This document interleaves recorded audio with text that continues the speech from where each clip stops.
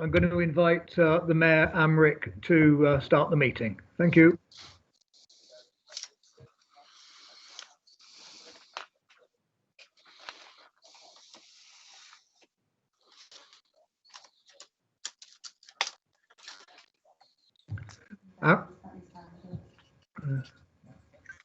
Right. Amrick's still muted. Stephen Bentley's got his hand up.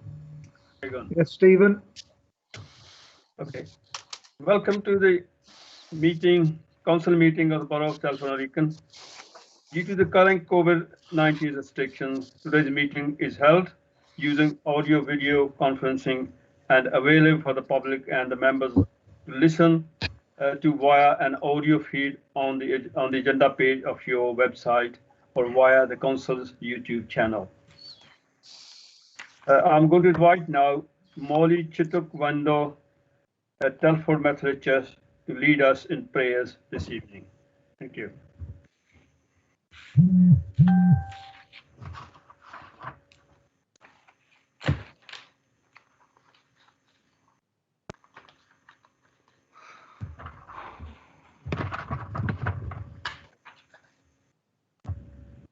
Hello, Molly, are you there?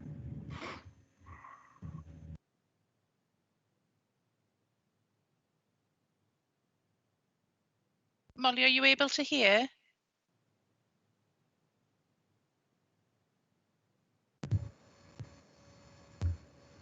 It doesn't appear. I did see her name come up. And so did I, yeah. Can you hear me?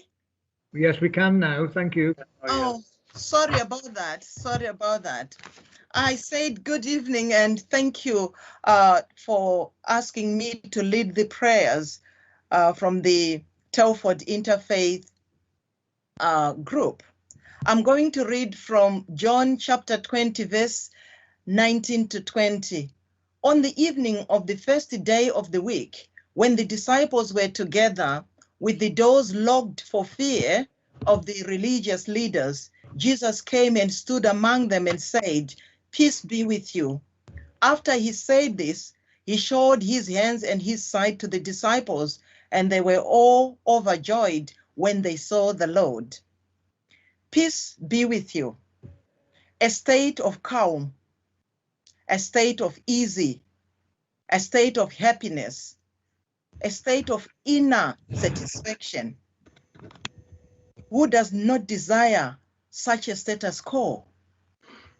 Tonight, I want to bring nothing but peace to the Telford and Wrekin Council meeting. The disciples were in fear for the religious leaders, but for us, COVID-19. While the disciples were locked down, hopeless, Jesus arrived and was among them, and he gave them peace. I want to say to you tonight that the most thing we need in this council meeting in our borough is peace. How can we achieve peace? We need to stop blaming one another.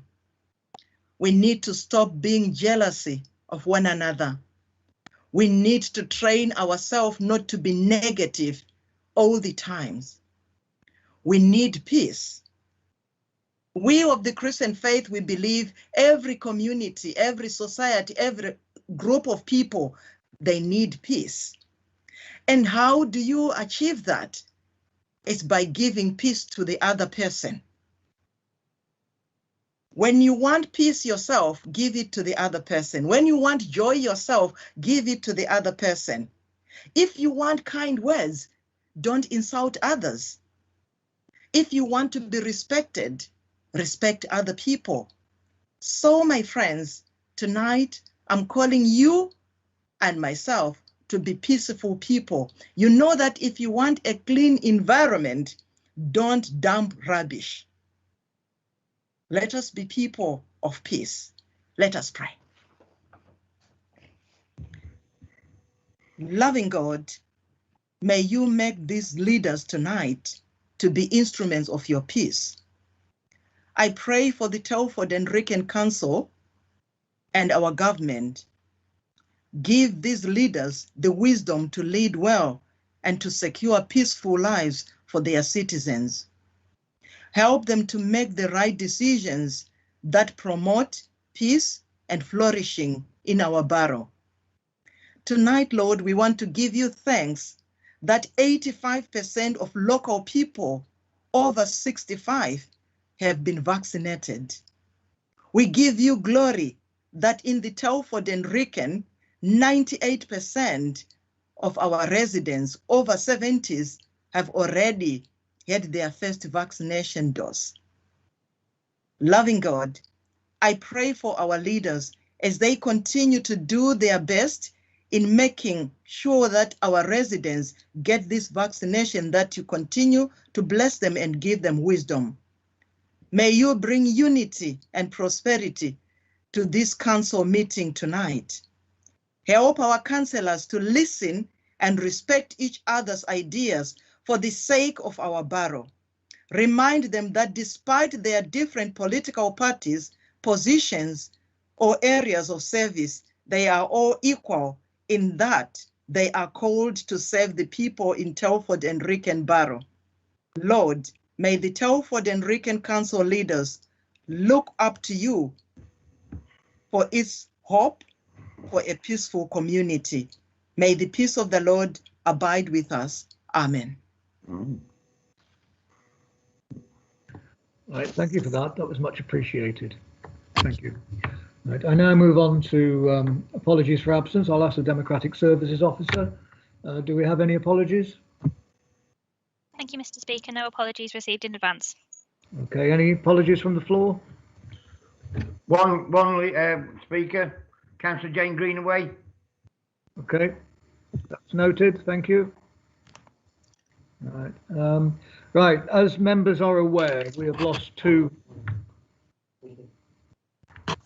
Hold it, Sahota. Sorry, Councillor Sahota, your hand was up. Yeah, sorry, I was coming up to the third item, declaration of interest. Sorry, I jumped the gun. Yes, you did. We haven't got there yet. Thank you. All right. Right. Yes, we've lost two former members. Councillor Dugmore, your hand is up.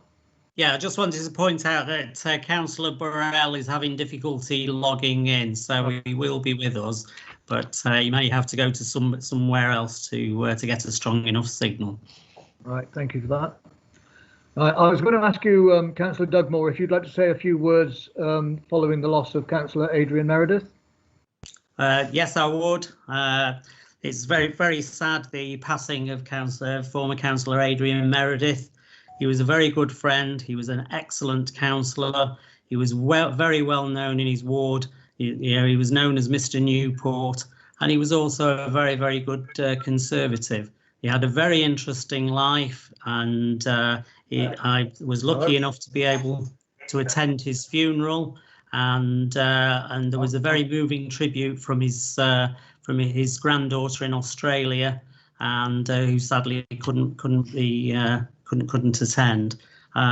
He was never one to let politics get in the way of a good joke. He was quite a gregarious character, and although I hadn't known him as long as perhaps some of you, he certainly made an impact with me, and he will be sorely missed in and around Newport.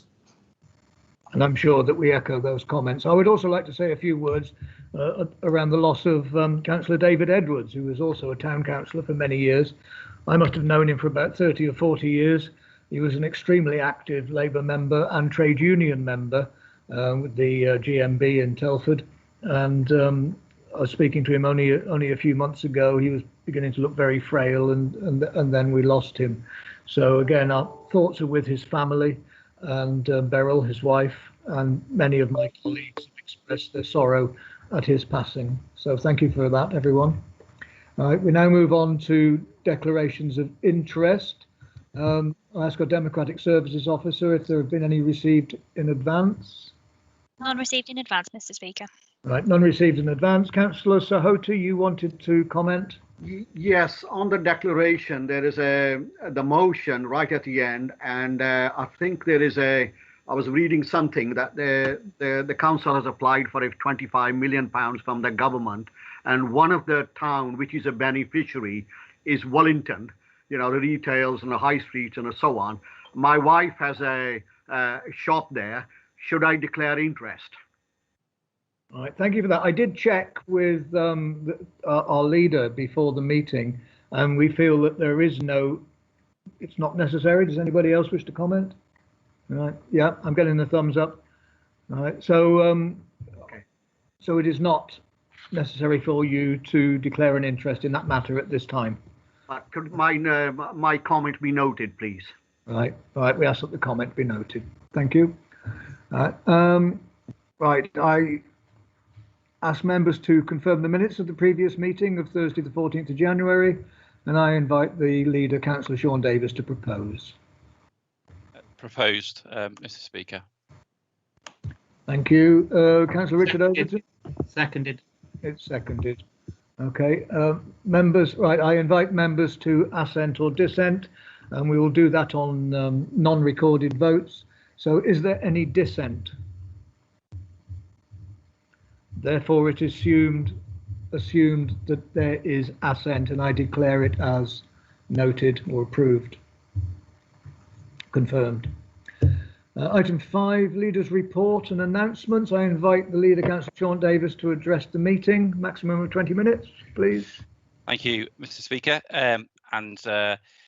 As we embark on the journey now to a new way of living, hopefully a more positive way of living, I would like to begin by thanking our NHS partners, the volunteers, our council staff and the whole community for the great vaccination effort that we are seeing here in Telford and Wrekin. And of course, to thank the amazing scientists that have come to this country and indeed this world's rescue with their intelligence, their innovation and their commitment to finding a vaccine. After a slow start here in Telford and Wrekin, I'm pleased to say that the rollout of the vaccinations in our borough is now above the regional and national averages. I have, however, been contacted through about a number of vaccination appointments that haven't been filled at Telford International Centre because of the national booking system. I've called on the government to allow for a more local decision making so we can use the best, use the vaccine appointments to the best of their ability, the best of their use. And I've also offered the government our help and support in achieving this. And it was welcoming last Sunday on the BBC that members of Parliament from all political parties agreed that a more local decision making on this agenda was really important. I hope that the government takes us up on this offer so that we can build on the excellent track record over our response to the pandemic, which has continued recently. With an increase in the number of rapid testing sites run by the council and vaccination sites supported by the council. And we've just finished distributing another 400 laptops to primary and secondary school children so they can learn from home. And although schools will go back next week, Mr. Speaker, it's going to be incredibly important to our children to be able to catch up with the work that's been lost over the next few months. And my sincere thanks go to all of our staff who again have pulled out all of the stops to deal with snow and the latest round of flooding of the River Severn and also the pandemic, as well as business as usual. In regards to the flooding of the River Severn, yet again, we've written to the government asking for support in delivering a permanent flood defence system for Ironbridge and the surrounding communities. It can't be right, Mr. Speaker, that over 15 years after the temporary flood defences were installed, they continue to be temporary. Yesterday, the government announced its budget. We heard the government was going to do all it can to help the economy recover from the pandemic. And I welcome the huge amount of money being offered to support the economy as we are poised yet again to come out of a double dip recession. We as a council will do all that we can to support businesses and communities here in Telford and Wrekin. Once again, we aim to be one of the best performing councils in the country at getting government grants out to our businesses. We will look at what support government offers and where we can enhance that support or step into gaps, then we will do. But I'm deeply disappointed, Mr. Speaker, that yet again, after 10 years of a Conservative government, no fix for adult social care and children's safeguarding. Those two areas of this council that this council works so hard on behalf of the most vulnerable adults and older people and children in our borough. No money for those areas, and that is really a big regret that the foundations of our economy are not being fixed by this government.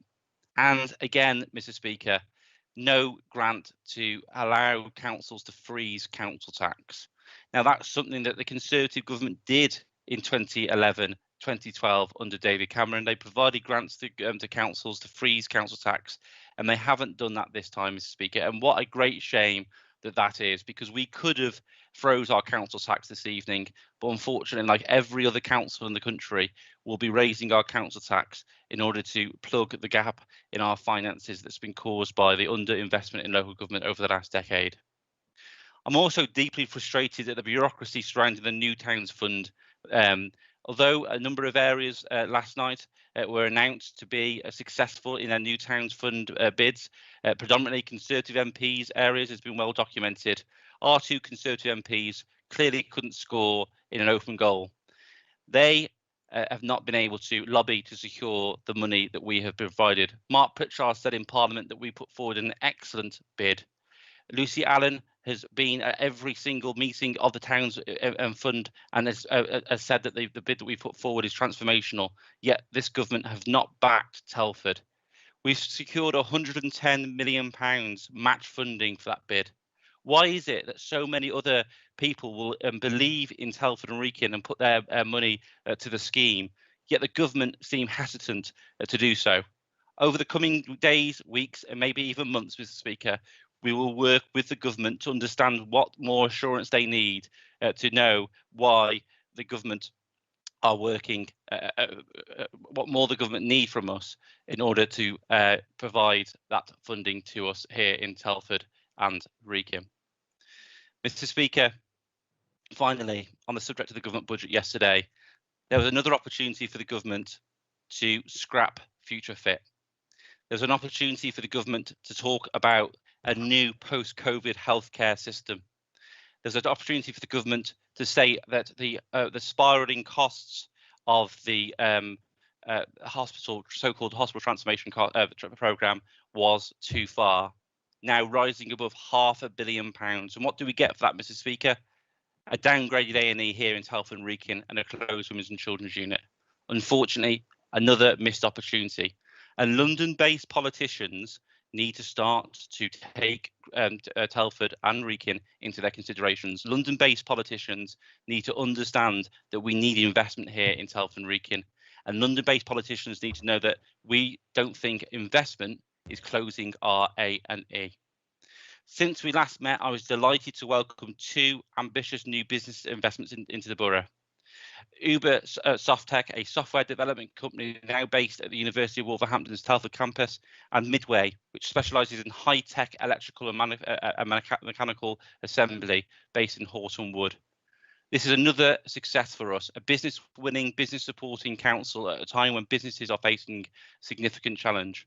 And as I've said on a number of occasions, Mr. Speaker, any business, any sector, any size, wherever you are, we want you to come to Telford. We want you to grow in Telford. We want you to stay in Telford, and we want you to employ Telford and Wrekin residents. In the last month, we received a reply to our letter sent before Christmas to the Prime Minister and the Minister for Defence and Veterans to express concerns at the high charges associated with the Commonwealth veterans and their application for them and their families to remain in the UK once their service is complete. While I'm pleased that the response that we had acknowledged the problems with the current system, it was unfortunate light on solutions. As we approach Commonwealth Day, I do hope the government reflect on this injustice. Commonwealth soldiers should not need to serve twice. Serve to our country on the front line and in harm's way, and then serve in order to try and pay for the fees associated with their visa application. Also, since our last meeting of the Council, the Cabinet approved a 4-year investment plan of more than £50 million of improving and maintaining our roads and footpaths. Part of this funding is through the government's grants, which since the meeting of the Cabinet, we learned was going to be slashed by 21%. And I know that there's a motion later on this evening led by Councillor Carter and Councillor Wright. And we unveiled our Safer Communities project jointly with the West Mercia Police. This will lead to the identification of neighbourhoods in the borough to benefit from £1.5 million of investment to reduce crime and antisocial behaviour and improve the quality of life for local people. And following representations from Councillor Ian Priest in Dawley and local resident Sophie Thompson in Donington, I'm delighted that Dawley and Aqueduct and Donington have been approved as the first two areas to benefit from that scheme. And I know there's a question by Councillor Lavery later on in the meeting, who have also played a pivotal role together with Councillor Concepta Gazar and Councillor Andy Burford. Further areas will be announced in due course. Finally, with the country in its third lockdown, we went online to mark Holocaust Memorial Day. The theme this year is being the light in the darkness. And as Councillor Paul Watling, the Cabinet Member for Cooperative Communities Engagement and Partnership, said, our lights are more powerful when we work together with others. I encourage all members to hold that thought with a spirit to proceed with the business of the Council this evening. Mr. Speaker, let's be Team Telford and Wrekin. Let's not be apologists for London-based politicians. Let's always put Telford and Wrekin residents at the forefront of all that we do. Thank you.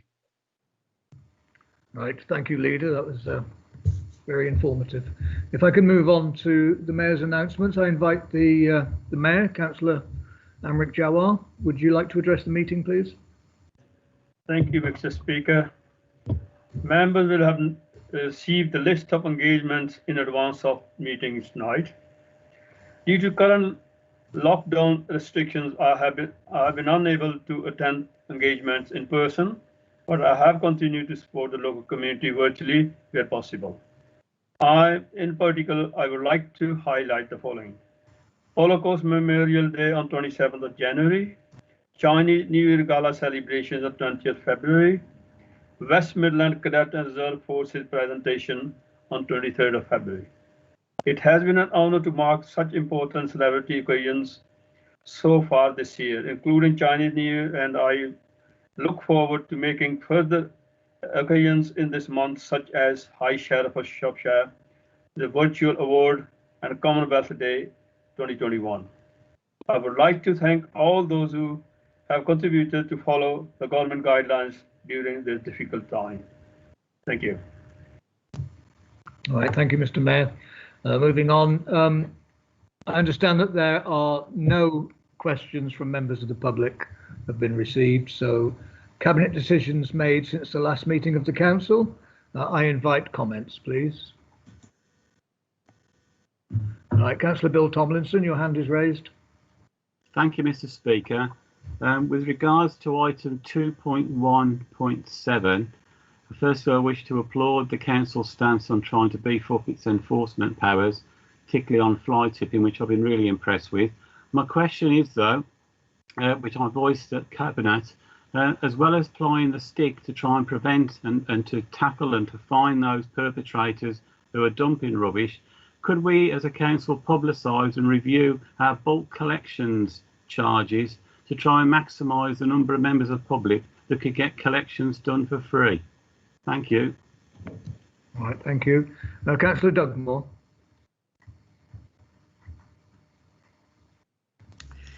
Yeah, thank you, Chair.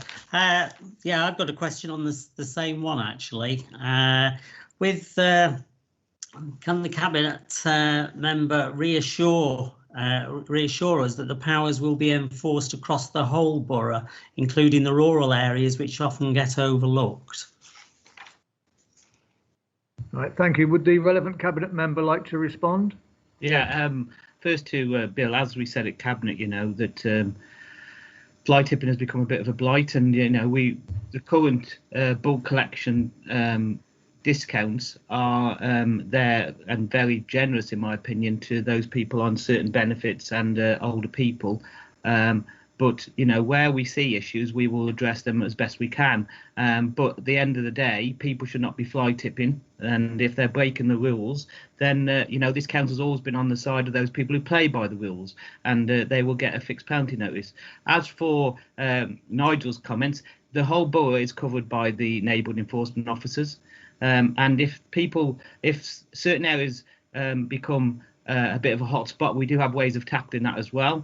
But also, I mentioned that the community action teams that are going to go live in April, that some parish and town councils are buying into, that will increase the presence of enforcement in those areas. You know, and I would encourage parish and town councils to buy into that, because then they will have specific time, because, you know, the resources we have is spread across the borough, but if you invest in it, you will get more.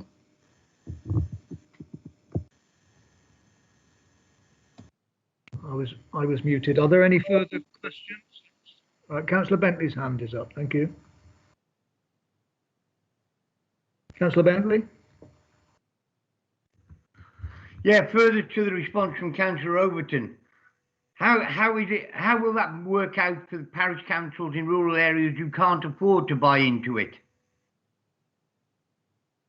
Right, is that the question? Right, Councillor Overton, do you wish to reply? Well, there's a number of town and parish councils who haven't bought a full community action team. They've worked in partnership with other parish and town councils to fund part-time ones, etc. Or, you know, there's a lot of offers available from the email that went out from the council to parish and town councils. But as I said, there will be an enforcement in those areas because we are enforcing across the whole borough. Right, thank you. Councillor Kelly Middleton, do you have your hand up? Thanks. Am I not correct in thinking that in the past they've been either removed or reduced, and it didn't impact on fly tipping, that it happened anyway? So focusing on bulk costs won't really make a difference. Is that correct? Right, thank you. Councillor Overton, do you wish to respond, or shall we move on? I mean, Councillor Middleton is correct that sometimes different things have been applied in different areas to try and stop fly tipping. Like in some areas, you know, years ago they used to put skips out to try and do like an amnesty, but afterwards you still get the idea that people can still go and dump their rubbish. The best way to do it is, if you have rubbish and it's recyclable, put it in your bin. If you have rubbish that needs to be taken away, take it to the household recycling centre yourself, or pay for a bulk collection.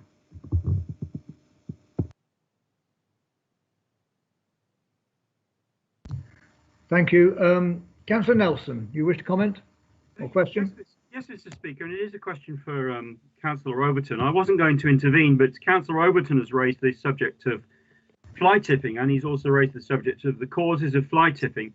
Could he clarify, please, when the capacity of particularly the Horton Wood Centre will be increased, and increased by the very simple measure, if the number of bays must be restricted, by increasing the number of working hours, which I have formally presented to council officers and yet to have a reply.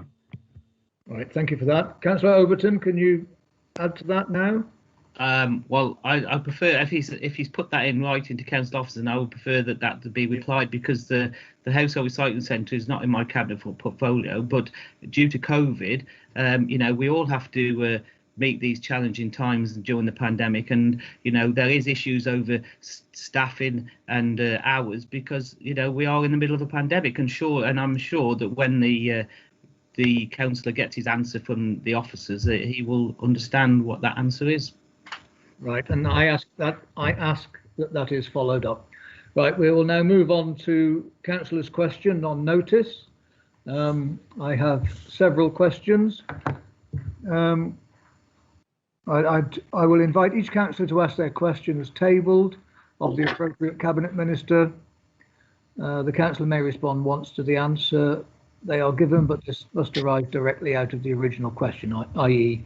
not adding something different. So Councillor Peter Scott, would you like to ask your question of Councillor Richard Overton, please? Thank you, Mr. Speaker. Yes.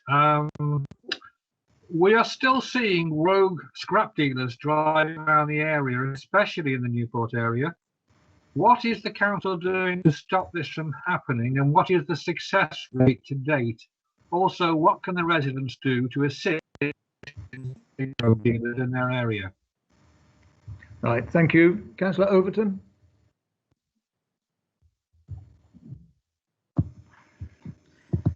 Thank you, Peter, for your question.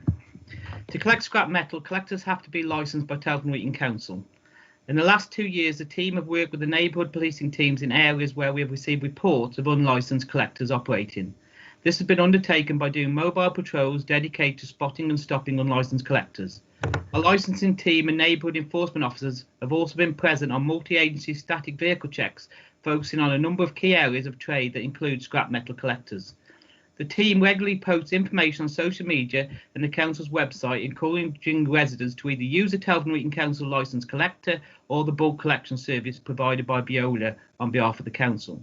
We encourage residents not to leave out bulky items that may encourage unlicensed collectors to collect and then fly tip on private land. We encourage residents to report unlicensed vehicles to the council to enable us to utilise this information to concentrate our resources and work in partnership with West Mercia Police to deter, disrupt, and where there is sufficient evidence, take formal action against repeat offenders.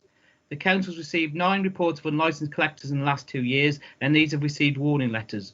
1 has applied to us for a licence, 7 have not been seen in the area again, and 1 is still under investigation. Right, thank you. Councillor Scott, do you have a supplementary question? Just a short one, yeah, please. I do believe the police they're the first port of call when someone sees a rogue dealer, and they do turn up, and often they'll seize the vehicle or they'll deal with it. Do they automatically then liaise with the council as to what happens? Because quite often people don't contact the council directly, they think the police have dealt with it. So do the police liaise with the council when they stop a rogue dealer? Right, thank you. Yeah, yes, the police, we work closely with the police on a variety of matters, and the Safe Neighbourhoods teams know that they have to get in touch with the Telford Wrekin Council. Right, thank you for that. Councillor Lavery, you have a question for Councillor Overton? Yes, further to the recent council announcement in respect of the £1.5 million Safer Communities Fund, could the Cabinet Member for Enforcement, Community Safety and Customer Services confirm that it will be data driven and the local representatives made in Donington has been agreed as part of the Safer Communities Fund? All right, thank you. Councillor Overton. The Safer Communities Funding, a £1 million investment for the Borough Council, working in partnership with the Police and Crime Commissioner, who has contributed to an additional £500,000, means we can tackle the root causes of crime and not just crime and antisocial behaviour itself. We are utilising data and intelligence from the Community Safety Partnership, which includes West Mercia Police, to build on recent success of the £550,000 Brookside Safer Streets investment. A further £1 million from the already approved Stronger Communities programme will provide a total investment of £2.5 million to deliver on this new Safer and Stronger Communities programme. In each priority investment area, we develop neighbourhood action plans to identify the local priorities that need tackling while giving focus and direction to the programme. Each action plan will be an area specific and co-developed with ward members, town and parish councils, other key stakeholders such as schools and local businesses, and most importantly, the local community. Based on the data already gathered and following representation from you, Jim, and local resident Sophie Thompson, I'm pleased to be able to confirm that Donington is one of the areas to be confirmed as part of the Safer Communities programme. Other areas benefiting from this combined investment will be confirmed in the coming weeks. Thank you. Councillor Lavery, do you have a supplementary question? No, thank you. Right, thank you. Moving on. Councillor Gilly Reynolds, you have a question for Councillor Carolyn Healy. Thank you, Speaker. It has recently been reported that global warming will reach 1.5 degrees, considered to be the threshold of no return, 10 years earlier than previously projected. Whilst I recognise the fantastic work the Council is doing to limit its own carbon footprint, that's going to have limited effect without national and international action. With that in mind, can the Council take any action to ensure national government acts with more commitment and urgency on this hugely important issue? Thank you. Councillor Healy. Thank you, Councillor Reynolds, for the question. The Council obviously has been committed to reducing its own carbon footprint for the last 10 years and has made significant progress in reducing its own emissions. An update on further progress that the Council's made over the last 12 months towards our target to become carbon neutral by 2030 will be brought to Cabinet in March. And the report will set out how the Council has been collaborating locally, regionally and nationally to tackle climate change. But there is much more that national government can do to support local authorities and communities to implement carbon reduction measures at the pace that's needed. So as part of that work, we do have 10 asks of government. And these are that, we'd like to see increased funding for local authorities to deliver carbon reduction targets. We do note the budget statement of yesterday makes provision for loans to local authorities for this purpose. But, this is such an important issue, it really would make sense to have increases in core funding to ensure we can deliver on this agenda. Where government grants are available, and there have been government grants, and we're grateful for those, it would be really helpful to have a greater amount of time for authorities to place bids and complete projects. Often these grants are announced with very short notice, very short turnaround time, and often they're very prescriptive in terms of their criteria. And that makes it much harder to kind of develop larger, more innovative projects that could have more impact. So, we would like government to look at those funding streams and how they're set out.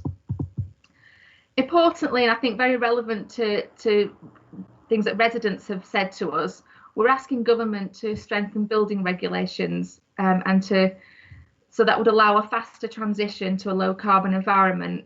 We want to be able to see and ensure that we work with developers to build sustainable buildings, things like solar panels and ground source heat pumps built in at the start of development. I know that residents want to see that too. But we have very little power to make this happen at the moment because developers cite viability issues. So, really we need government to kind of strengthen that and make that core so that we can ensure that happens on all new developments. Right, can I interrupt you there because we've run out of time for your answer. If there's anything further, you could put it in writing. And I will. For Councillor Reynolds, do you have a supplementary question? No supplementary, Speaker. Okay, so any further information, if you pass that on, please, Councillor Healy. Thank you very much.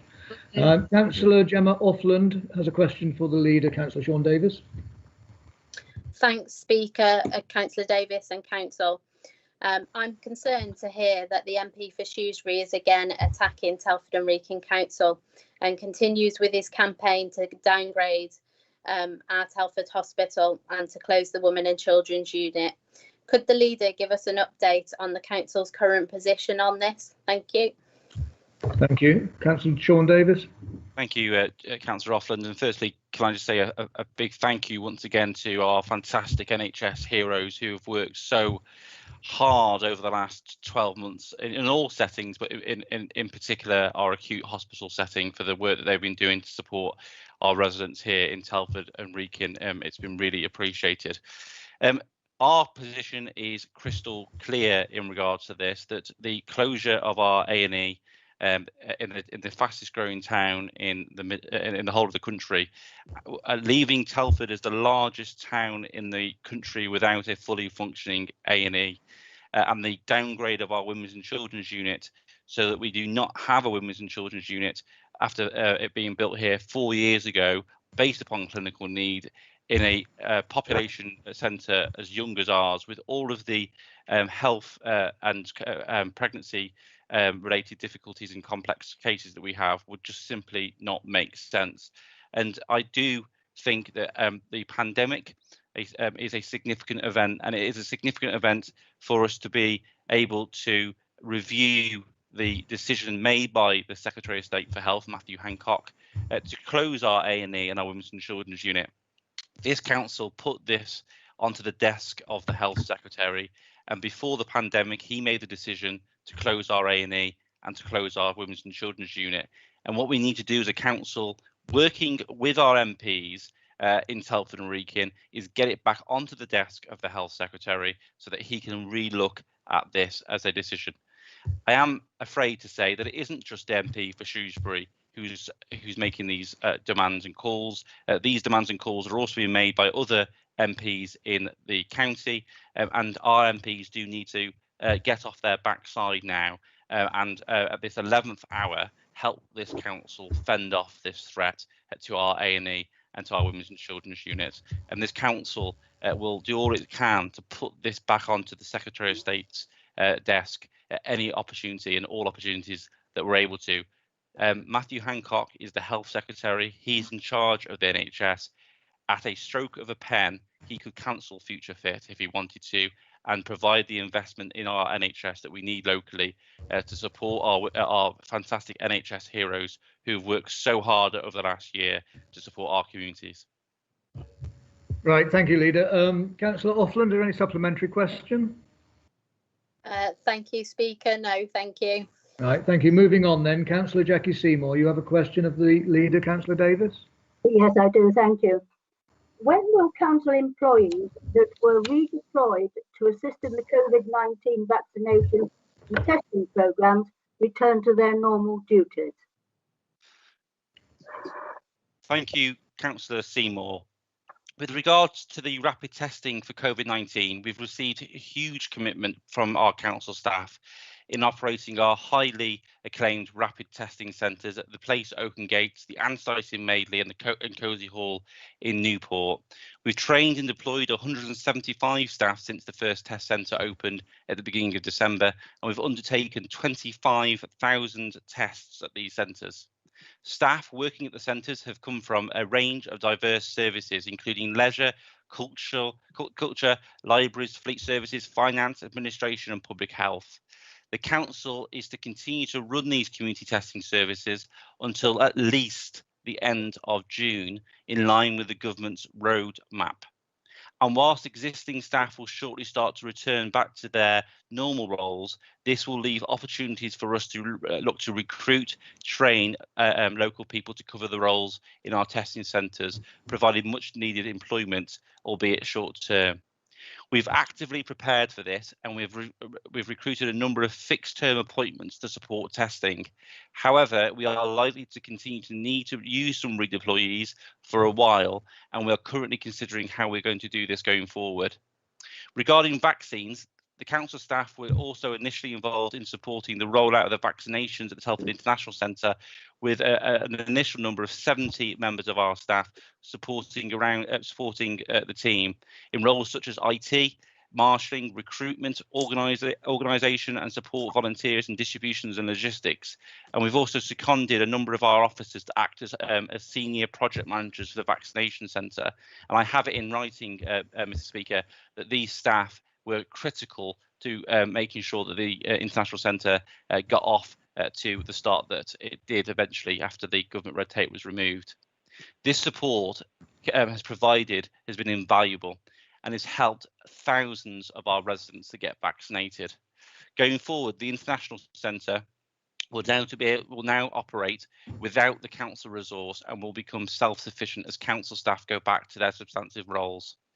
Council teams from leisure, community services have also supported our GPs and our pharmacies too, with their vaccination operations by providing much needed volunteer resources, again enabling 1,000 residents, over thousands of residents to get vaccinations in their local surgeries. Finally, Mr. Speaker, our staff have worked hugely closely with our volunteers right across Telford Wrekin, and as well as paying tribute to our fantastic staff, I want to say a big thank you to all our volunteers who have contributed their time to this national effort. Right, thank you very much for that. Councillor Seymour, do you have a supplementary question? Yes, I do, thank you. How long is the vaccination centre at the International Centre going to remain open? Thank you, Mr. Speaker. That's a question for the Department for Health, Councillor Seymour. It will be open as long as they want to fund that centre. As we go through the vaccination programme, clearly there are there's still a huge amount of work to be done in regards to second doses, first doses for those people who have not received it, and also speculation in regards to an October booster vaccination that might be required. So the centre will be open as long as the government wants it to be, and our offer to the NHS locally is we stand ready to positively support you in all and any way that you want us to, but of course we do need to ensure that we can get our business back to normal as we exit lockdown. Thank you. Thank you for that. Councillor Dugmore, you have a question for the Leader, Sean Davis. Yeah, what are the production and postage costs of the recently announced ward newsletters? Thank you. 44 pence per household. Your question? Yeah, and so where does this cost appear in the council's budget? Mr. Speaker, the cost of the newsletters are from existing resources. Councillor Dugball will remember when the Conservatives run the council, they spent £42,000 a year on a council newsletter that went out to around 8,000 fewer households than we will be targeting this newsletter to. We also know, Mr. Speaker, that in our recent resident survey, 90% of our residents said that they thought that the communications from the council during COVID, which included 3 direct letters to each and every household, was effective. We believe that this is a way in which we can keep in touch with our local residents, informing them about local issues in their neighbourhoods, and we do hope that local councillors will get involved in ensuring that their residents are up to date with what the council is doing. All right, thank you for that. We now move on to service and financial planning, where we will consider the overview and revenue budget, pages 19 to 180, capital strategy 2021 to 22, and capital programme, pages 181 to 236, investment strategy report 2021-22, and the Treasury strategy and Treasury update report, pages 237 to 292, Prudential Indicators for 2021 to 22, pages 293 to 302, and Council Tax Formal Resolutions for 2021-22, pages 303 to 312. So I invite the Councillor Ray Evans, Cabinet Member, to propose the recommendation. You have a maximum of 20 minutes, please. Thank you. Thank you, Mr. Speaker. Council. Before I begin to talk to the budget papers before you, can I take this opportunity to thank all of the officers and my fellow Cabinet members who've been involved in the production of these reports and for their hard work and sound management of the Council's finances throughout the year. Our budget proposals in the suite of documents before you detail our budget strategy, a strategy which seeks to enable us to continue to protect the most vulnerable in our borough and maintain our frontline services. In order to achieve this, we will continue to seek new ventures that benefit our residents and local businesses whilst providing additional income. We will find new and more efficient ways to deliver services, and as a matter of expediency, given the uncertainties of the future, we will also limit the use of one-off monies and new non-essential spending. Our proposed key commitments will include over 2.2 million additional investment in adult social care and the continued prioritisation of children's safeguarding. We will bring forward a new £1 million investment package to support crime and antisocial behaviour initiatives, which will continue to build on our successful partnership with the West Mercia Police and Crime Commissioner. In addition, we will deliver a further £5.9 million of savings through efficiencies. Council know well that over the past 10 years, due to the significant cuts of the revenue grants provided by the government, this council has been forced to make ongoing savings of over £26 million in order to continue to set a balanced budget. That's the equivalent of having £700 per annum less to spend on every person living in Telford and Wrekin. And don't let us forget that over the same period of time, both the demands for and the cost of delivering council services has increased significantly. Additionally, the ongoing costs of the coronavirus pandemic have led to further pressures on the council's budget through not only the expenses incurred in supporting the most vulnerable in our borough, but also as a result of the loss of income from services such as leisure and arts theatre, and reduced income from council tax and business tax collections. The full impact of on our finances will not be known until much later in the year. Mr. Speaker, The funding settlement announced earlier this year means that this council will receive nearly £1 million less funding from the government than in the current year. This is despite the unprecedented demands arising from the COVID pandemic and the increasing demands for council services, in particular adult social care services, where we are seeing the more costly demands of supporting an ageing population.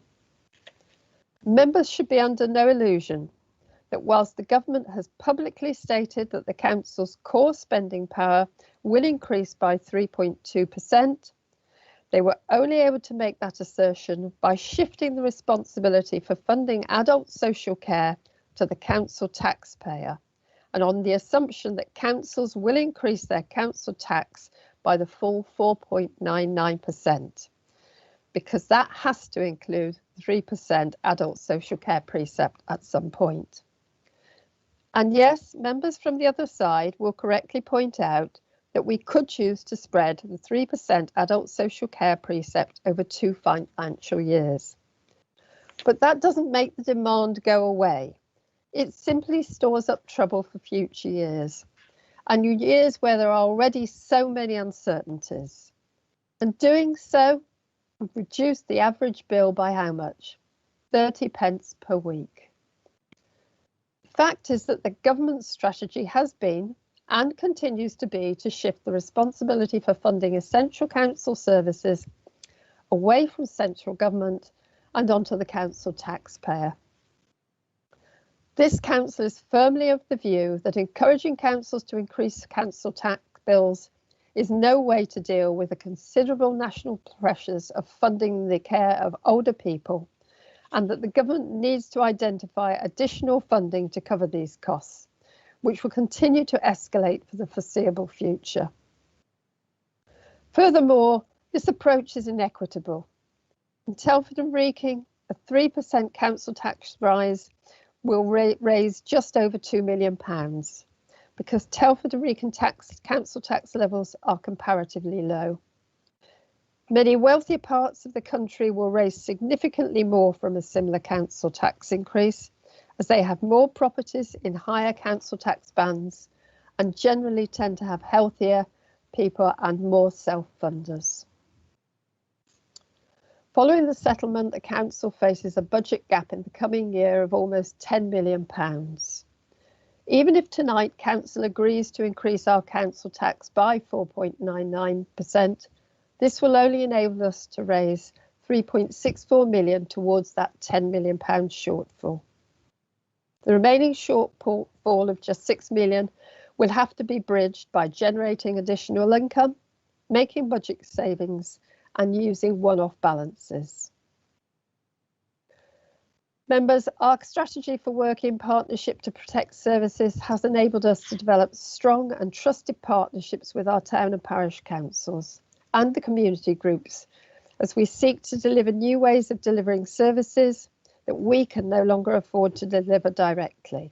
For example, our town and parish councils are helping us to run our libraries, and our local community groups have taken over the running of their local community centres. As a forward-looking, innovative council, we are rightly proud of the initiatives such as our solar farm, which have generated a surplus of £200,000 last year, and New Place, the council's wholly owned housing company, which have increased the supply of good quality housing for rent within the borough, whilst enabling the council to receive a net income of £4.4 million since its inception. The Council Growth Fund, the Telford Growth Fund, is projected to deliver £2.8 million this year, whilst our income from commercial services teams last year amounted to £21.2 million. Mr. Speaker, the budget documents also contain our medium-term capital investment programme, totalling £218.8 million. This includes £65.3 million further investment into New Place, over £40 million for transport and highway schemes, £9.6 million for additional investment in the council's property investment portfolio, which will attract new jobs, retain companies that may otherwise leave the borough, Nearly £26 million will be allocated for education capital projects, investing in our secondary schools, expansion to enable us to accommodate more pupils.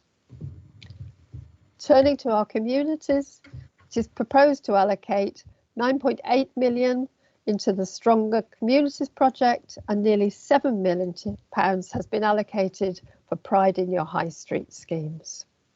The Newport Innovation and Enterprise package will receive an investment of £6.5 million. In addition, we will continue to demonstrate our commitment to the green agenda by assigning £5 million for environmental improvement and enhancement projects and a further £4 million for climate change initiatives in support of the work to reduce the Council's carbon footprint and partnering with others on other climate change projects.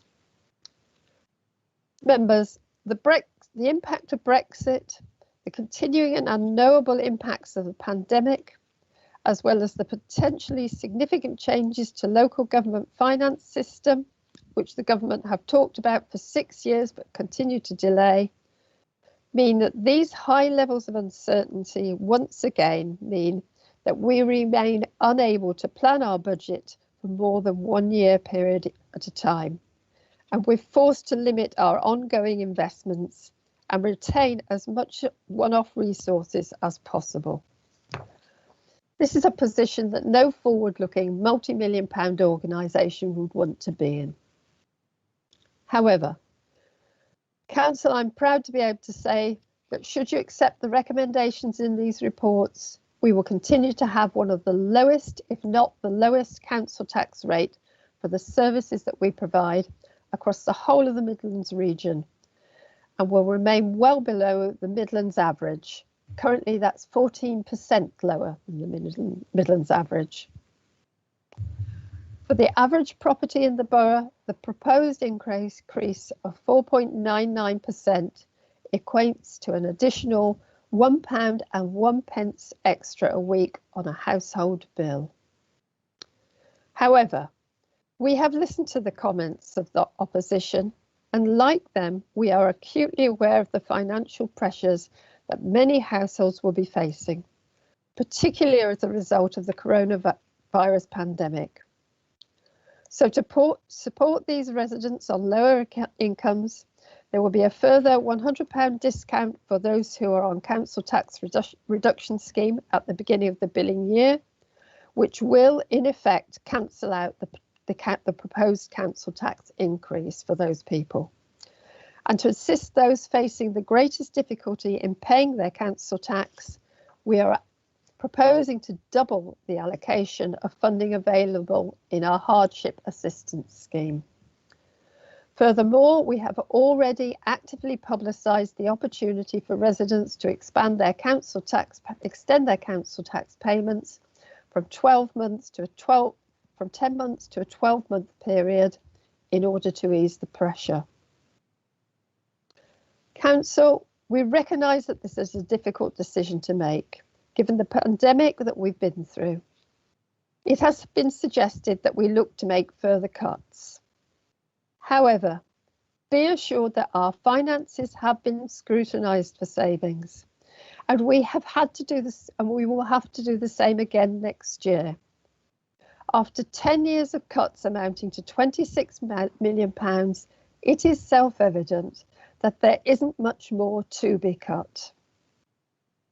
The major part of this rise is the 3% adult social care precept, which must and will be fully invested into those services.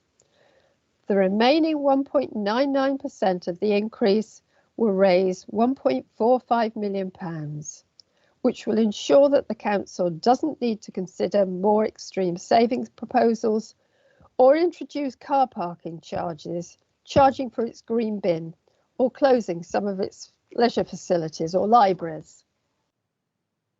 Undoubtedly, there will be tough decisions to make over the next 12 months to make sure that we continue to balance our books. So this council will continue to lobby government for better funding of vital local services And we will continue to protect, care and invest in our residents, communities and businesses to make Telford an even better borough. And that has never been needed more than now. Council, you are asked to approve the recommendations in section 3 of the Services and Financial Planning Report, items 1 to 25, and also to approve the recommendations contained in the suite of reports included with the report and numbered item 10.1 to 10.4 on your agenda. I move. Thank you, Councillor. That was excellent. Could I invite Councillor Richard Overton to second the proposals, please? Can I second and reserve my right to speak, Mr. Speaker? Right, thank you. Councillor Nigel Dugmore, yourself or representative to comment, please. 10 minutes. Yes, thank you, Mr. Speaker. I would like to propose an amendment to this budget, and I'm sorry to interrupt you, Councillor Dugmore. We discussed this prior to the meeting, and I'm advised by our legal advisor that no amendments can be taken. So I therefore rule an amendment out of order. Okay, then. Okay. Continue. Yeah. Thank you. Well, Mr. Speaker, first let's put this budget into context. The Blair-Brown government spent all the money. Indeed, the Labour candidate for West Midlands Mayor, then a Treasury Minister, left a note saying that the Labour government had indeed spent all the money. So that's why the country had 10 years of austerity, and it took 10 years of austerity for Conservative-led governments to bring the country's finances back from the brink of ruin. Then the pandemic struck. To prevent economic hardship, this Conservative government has spent billions of pounds to mitigate the financial impact of the pandemic on us all. Indeed, Telford Wrekin Council has received over £20 million to help with the financial impact on the council, and there is more to come. Yesterday's budget was clear in that support for the most vulnerable would continue until the lockdown was eased and the economy could start the long road to recovery. This stance was even endorsed by the Labour leader in his television broadcast last night. Nationally, politicians on all sides agree that now is not the time to increase financial pressures on individuals while the pandemic is still with us. It is therefore astonishing that this Labour administration has chosen to hit residents with an immediate 4.99% increase, a kick in the teeth to those hard-pressed residents that have managed to negotiate their finances through the impact of the pandemic, and a killer punch to those that have not, many of whom have had to take advantage of the support services provided to make ends meet. A Labour council that chooses to hit the poorest hardest. These really are strange times. Protect, care and invest. This administration is not protecting residents from the financial impact of the pandemic. The administration does not care for people struggling to make ends meet at this current moment in time. And this administration invests in financial misery for residents. Yes, we all agree that a 3% increase for social care is necessary. However, this administration could have phased it over 2 years to ease the impact on residents while we come out of the lockdown. Unlike other authorities, this administration has chosen to increase council tax by the full 1.99%. Shropshire went for a 1% increase, and some authorities went for no increase at all by using reserves. As we have such a low council tax, the legacy of when the council was Conservative controlled, the impact on the reserves would be relatively small. Now, Mr. Speaker, it's been a tradition over the last few years for members opposite to request my group to table alternative budget proposals, something that the Labour group in opposition never managed. Well, I have just outlined alternative proposals, which would help with the financial burden on household budgets, and you're very, very welcome to adopt them. Moving forward, members should remember that it is the role of the opposition to hold the administration to account, question and challenge decisions and point out failings, and that is what my group will continue to do. Mr. Speaker, it would be remiss of me not to mention the level of council borrowing, though my deputy will speak about it in more detail later. If this budget is passed, then the level of borrowing will exceed £450 million. With the future of interest rates uncertain due to the effects of the pandemic, I have an increasing concern regarding future repayments and whether or not this council will be able to sustain such a level of borrowing. As we've seen in recent history referred to earlier, we need to be mindful of the long-term impact of such large-scale borrowing, and I therefore cannot support this budget.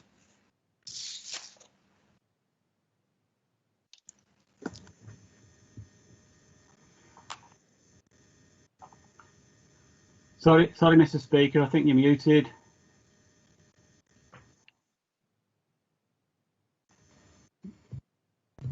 Yes, sorry about that. I was rabbiting on there.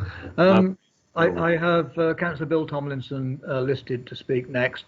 I also, Councillor Adrian Lawrence wishes to speak, but I'm going to bring in the council leader after Councillor Tomlinson, and then we'll move on to members. So, Councillor Tomlinson, please. Thank you, Mr. Speaker. First of all, as it's one of my first opportunities to speak, I would just love to applaud all our staff that are working for us. It's epitomised by the big collectors who are there every week taking away our refuse. There's a whole army of people working for the local authority, as our leader said, also lending its hand to the cause, the testing and vaccination. If we were physically in a meeting, as we normally used to be, I'd ask us all to stand and actually applaud for a minute everyone who's worked so hard for this authority. We can't do that because virtually, if we unmuted ourselves, it'd be absolute chaos. So I just want to put that on record from our group. Thank you, big thank you to everybody out there that's helping. I welcome most parts of this budget. I think when we say investments in adult social care and we say investments in children's services, they're not really investments, they are necessary increases in expenditure to support the most vulnerable in our society, which we as councillors have an absolute responsibility at the top of our agenda to do. And it's with absolute pride that I see that our local authority steps up to the mark and provides that additional money, both for adults and for children's social services, despite for the fact that the government have reduced the money that it gives its authority, so there's no additional money coming from the government whatsoever. It's merely now that the Conservative leader to blame completely this authority for a council tax increase of 5%. It ultimately has to balance its books over the long term. And if the government keep taking money from us, it can unfortunately only come from one other area. I also agree and have fully supported in our group, as in the past, the growth fund where we're investing partly in partnership with Homes England through the land that they had and investing with them, and with regards to new place and industrial properties, and bringing new jobs into this area. The borrowing for those, I think, is sound borrowing. It's actually borrowing against actual assets, and it's creating additional income, such as in the solar farm and new place and other areas. It is again politicalisation just to say we don't like borrowing for borrowing's sake. This is borrowing for sound assets that are going to generate money for this authority. We have to generate additional funds for this authority by going into these ventures because the government is taking the money away. It puts additional pressures on us. The only point I would like to make with regards to our growth fund, and particularly as we're looking at the local plan, is to just take that deep breath and think, do we really need to invest at the levels we're trying to invest in?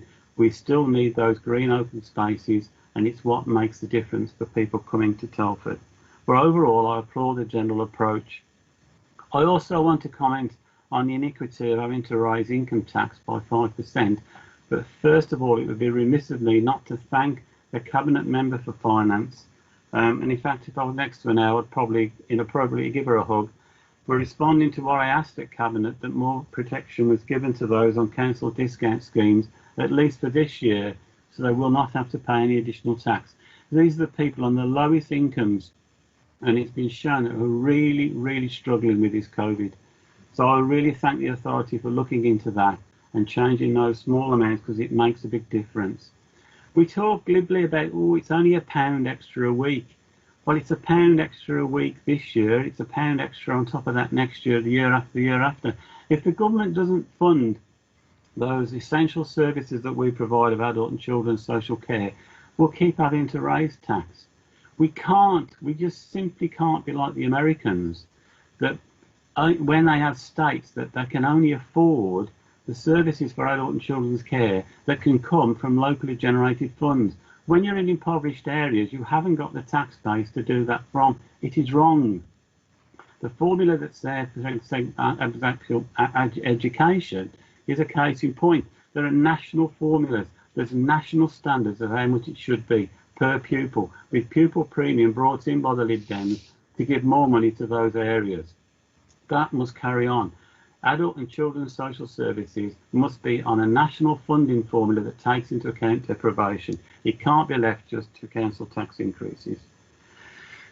We do really appreciate our green areas, and I know I'm repeating myself, but it is so important that we don't have to have increases in council tax on both business rates and council tax, which incentivises and forces local authorities to develop at a pace to generate more properties, to generate more income, where that could be slowed down. The government are forcing us to overdevelop, and I think it's immoral. And I think it's immoral to expect people to keep paying increases in council tax when they're suffering with unemployment and their incomes are unsure. Not just this year, but it's been for the last 10 years, and it's going to go for the next few years as well. This is not the way to help. Thank you, Mr. Speaker. Right, thank you. I'm going to change the order from what I just said, so I'll call on Councillor Adrian Lawrence, please. Thank you, Speaker. Like others, I'd like to thank officers and indeed Councillor Ray Evans, who I felt gave a much less confrontational presentation than we've experienced before. So, as in previous years, there are good things about this budget. What's very welcome is the school funding. What we see within this budget is the support from central government, which means the spend per pupil is increasing by 8% in many cases, so that's really, really welcome. What isn't, and also highway investment, you know, that's one of the areas personally I've always, and one of the reasons I even stood for a councillor in the first place was because of the state of the highway. So it's welcome to see that we continue to invest and expand investment. A big area of concern for us, though, and residents, is the prudential borrowing.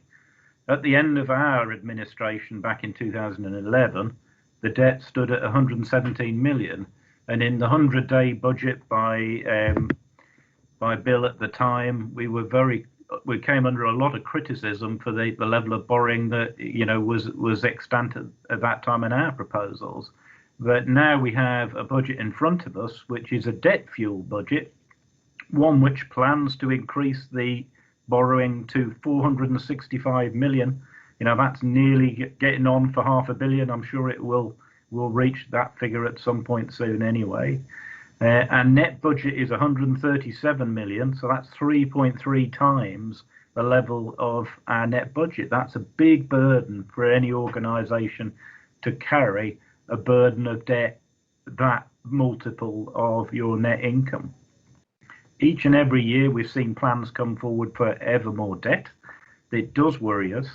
One day, as Nigel says, interest rates will rise, and we're told that the council can lock into long-term debt and long-term borrowing.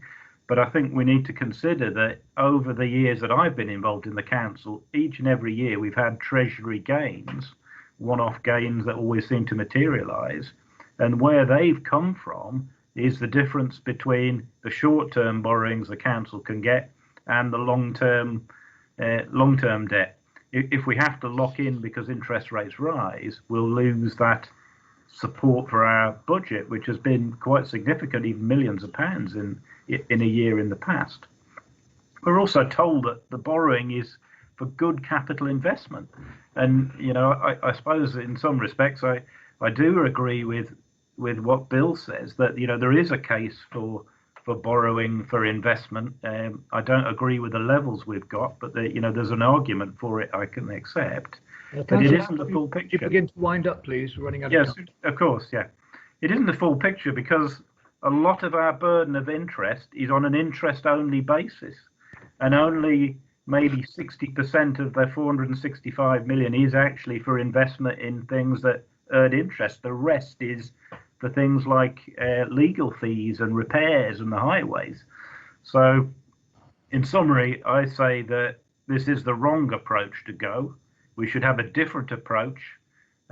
It's up to taxpayers. They can choose a different administration. And this is another debt fuel burden driven budget, and sadly another Shaun of the Debt budget, as I coined it a few years ago. So thank you, members. Okay, thank you very much. I have 6 people registered to speak, so if we could keep to the time limit, please, that'd be very helpful. Councillor Sahota next. Thank you. Thank you, Mr. Speaker. I hope you can hear me. Mr. Speaker, as most of the council members know, I'm on the scrutiny committee. That's the committee which scrutinizes this budget, and I've been sort of attending almost every one of their meetings, and I looked at all this document and I sort of gone through it with a line by line. Councillor Dugmore said, well, opposition is there to hold the council to account, but there is a mechanism. And when the Conservatives are on the scrutiny committee, they say absolutely nothing. And then when it comes to a full council meeting, and they make all kinds of negative remarks. Anyway, my point is that I have to say that, you know, in the last 10 years, yes, we have lost 126 million pounds in the last 10 years or so, like Councillor Evans have said. And I understand that there is a more on its way as well. So here it is, folks. You know, it isn't. We are not out of the woods yet. And like Councillor Evans said, 700 pounds per residence. So yesterday, Mr. Speaker, when I sat in front of the TV at about 12:30, listening to the Chancellor's budget. You know, I had about a couple hours spare yesterday, and I thought, hang on a minute. There must be, got to say something about the local authority or the council and what's he got planned for it. And given the fact that councils or the local authorities have had the biggest cut in the last 10 years than any other government department. So it's always the council that's taken the cuts. So when I was sitting there and for 55 minutes or so listening to the Chancellor, and so I was waiting and I was waiting and I was waiting for him to say something about the local council and the finance. And like the lady at the altar, I just waited and waited and absolutely nothing. He had nothing to say.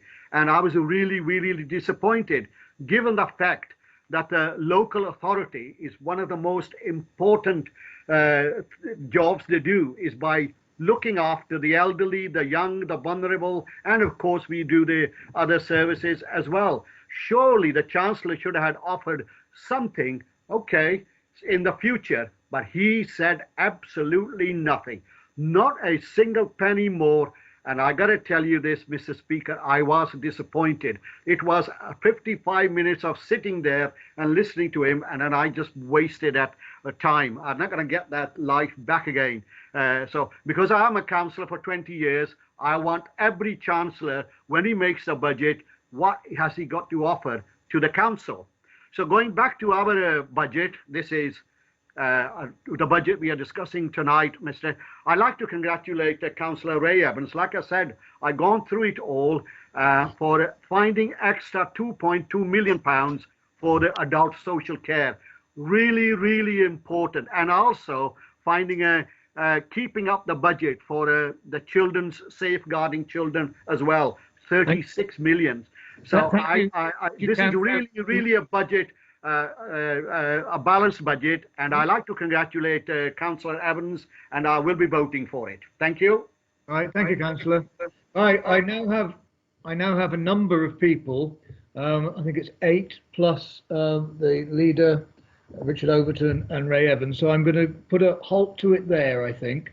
So we'll start with Councillor Derek White, please. Thank you, Speaker. You know, I used to think when Andy was leader of the Conservatives that he had a bit of a neck when he used to say a lot of the things. But quite frankly, this new leader of the Conservatives, he's got a neck that is outstanding and so bright that it blinds everybody. The reality is this, that he's talked his alternative budget, a typical alternative budget from them. Don't do this, don't do that, but not saying anything about how we're going to raise the finances in order for us to plug the gap. The Conservatives have urged us to do £30 million worth of spending. We get £20 back. Now that leaves £10 million that has to be raised. How does it get raised? Through the council taxes. That's the only way you can sort of raise this money, or alternatively invest to save. And that's what we've done. Excuse me. I'm talking. Oh, sorry, I'm getting feedback in my ear. Right. He then went on to talk about borrowing money that that was going to be likely in the future for high interest rates. This government, by 2017, spent more money than all the previous Labour administrations in government had done in totality. Now, that was bad enough, but you then come on to the amount of money that they have borrowed now. Now, there's people, you'll be having people saying, well, we had to borrow it. A lot of this money was misspent and has gone into the pockets of those Tory mates and buddies and people who are associated with the Conservative Party.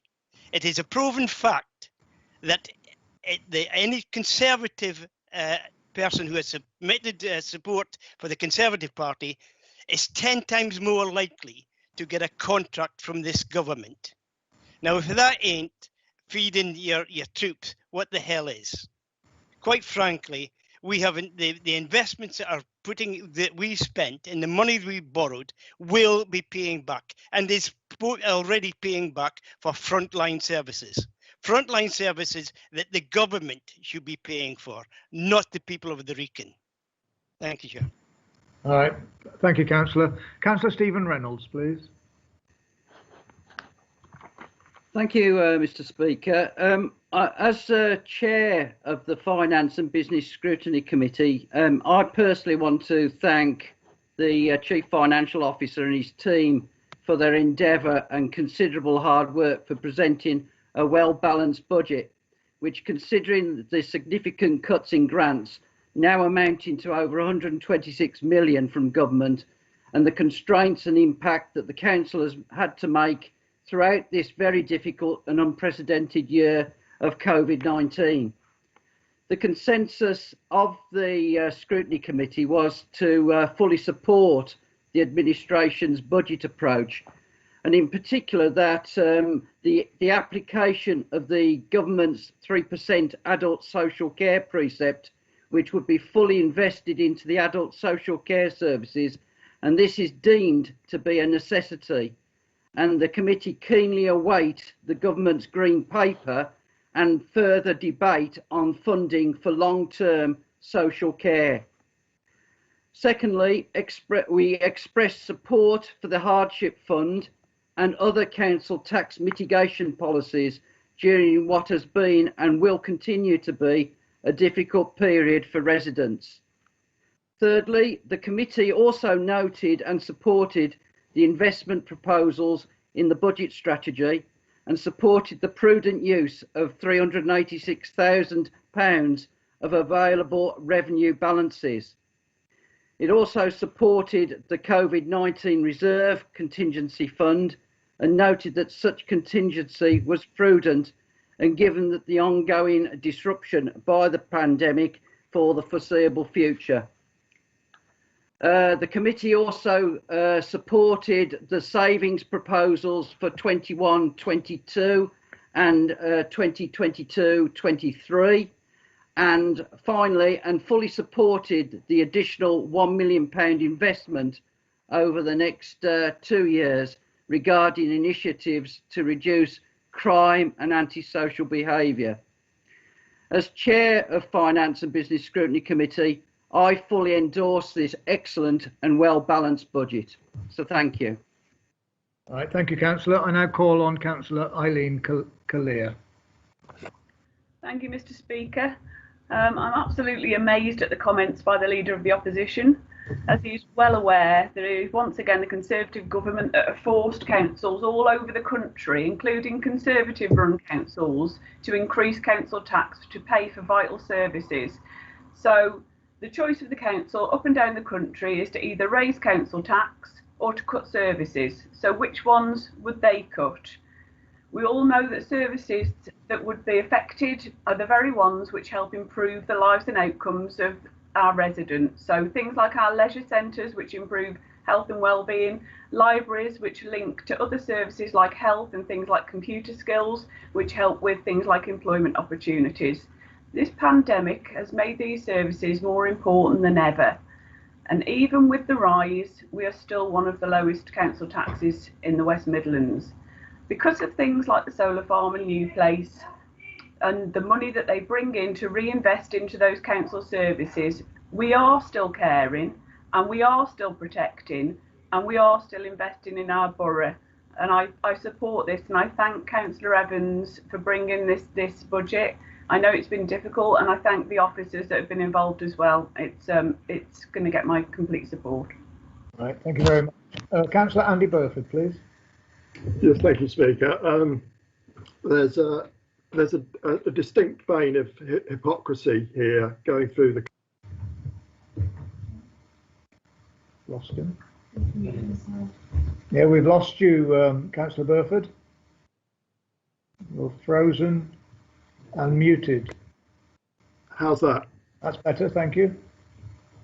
My mute button not working. Sorry. Yes, I was going to say that there is an element of hypocrisy here, I think, in what's being said by the opposition councillors.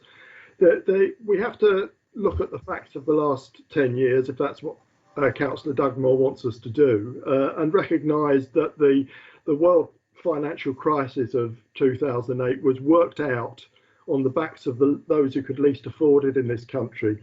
We've seen unprecedented rises in child poverty. We've seen, for the first time in 100 years, a slowing down of the increase in life expectancy, especially in the poorer communities in this country. And we've seen that those who are well off getting richer. That's the backdrop to going into the pandemic. And that's the backdrop to, as my colleagues have explained, to some of the difficulties that local governments across the country have found, forcing local authorities into virtual financial collapse. And amidst all of that, this council has got one of the proudest records in protecting the most vulnerable in its actions in recent years. We actually have a financing cost of revenue which is less than the average across this country. So, Councillor Lawrence, you look to some of your other Conservative authorities and see what their ratio is in terms of the debt they're building up, a debt which has been forced on these councils by this government. As the portfolio holder for health and social care, I'm really concerned that we still haven't got a solution, a way forward on adult social care, the promised paper that will show us the funding that's necessary to get it out of the crisis it's in. Still waiting for that. We haven't even got a public health budget for next year, which is 3 weeks' time. That's the irresponsibility of the government and its lack of care, which this council has been trying to make up for in its actions over the last few years. We're the ones who are demonstrating on the ground what it means to both support business in the locality, generate the income we need, and then protect our most vulnerable residents. I support this budget. Thank you. All right, thank you, Councillor. I call on Councillor Kelly Middleton, please. Thank you, Mr. Speaker. Mine was about the comment that this administration don't care. I'm really proud to be part of this administration because of how much they care, and you know, saying things to sound good we make decisions to do the right thing by people who need social care services. The pandemic will only widen those health inequalities, and we have to make good decisions to make sure those people are supported. So I find that quite an outrageous comment that this administration don't care, when that's exactly what we're trying to do with this budget, which I support.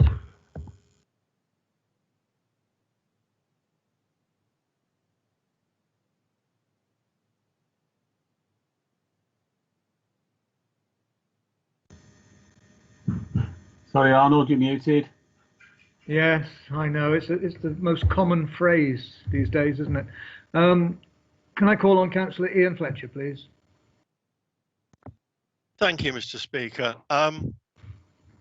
As well as being a borough councillor, I'm also a parish councillor for St George's and Priorsley. In previous years, since 2015, there's been a large amount of money, £650,000, allocated for the redevelopment of St George's, which comes within my parish. This year, it's vanished. I'm wondering, have you given up on redeveloping St George's, or is it money hidden away somewhere else? I'd like the cabinet member to answer the question. If she can't do it now because it's so well hidden, perhaps you could write and let me have the information. Thank you. Thank you. I think the latter option would be best. Councillor Concepta Cassar, please. Thank you, Mr. Speaker. I just wanted to rebut on the idea that Labour had spent all the money. While this makes a compelling narrative when speaking about the last Labour government, it is not a factually correct one. Under Gordon Brown's leadership of Britain at the time, an incredibly tough period in British history, though not compared to what we're going through right now, Gordon Brown's leadership at the G20 London summit stopped the collapse of Lehman Brothers, triggering a global recession. This is something we should be enormously proud of, and it slashed Treasury receipts by over 40 billion, forcing the government to borrow to keep public services on the go and get Britain back on its feet. But the recession itself was a consequence of over-leveraged banks and the collapse of the US housing markets.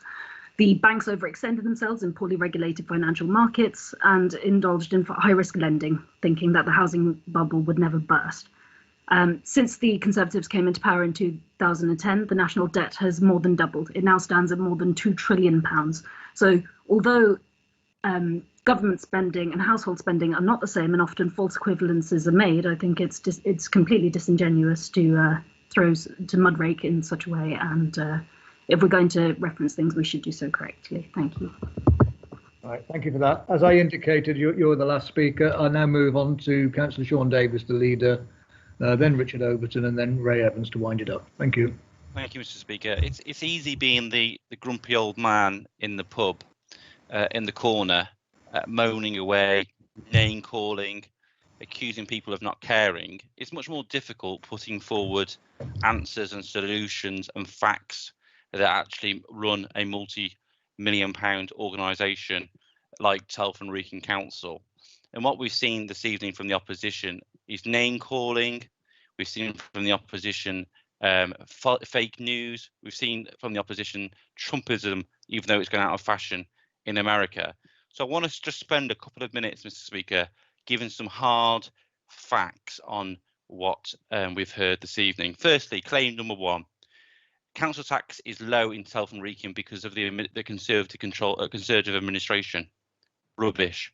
The Conservative Party have run this council for 4 years in the entirety of the history of this council, during which time they increased council tax by a record amount each and every year that they were in charge of the administration.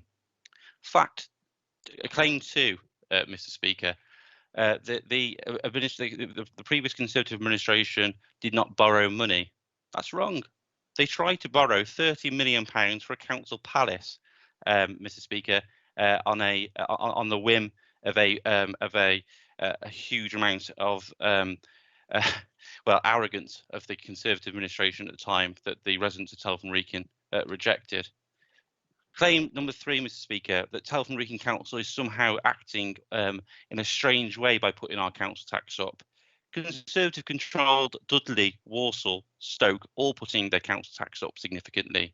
Mr. Speaker, the Police and Crime Commissioner for West Mercia, a Conservative Police and Crime Commissioner for West Mercia, is putting his council tax up by 6.6%, Mr. Speaker. 6.6% council tax increase by the Police and Crime Commissioner, which will be levied on every household in Telford and Wrekin.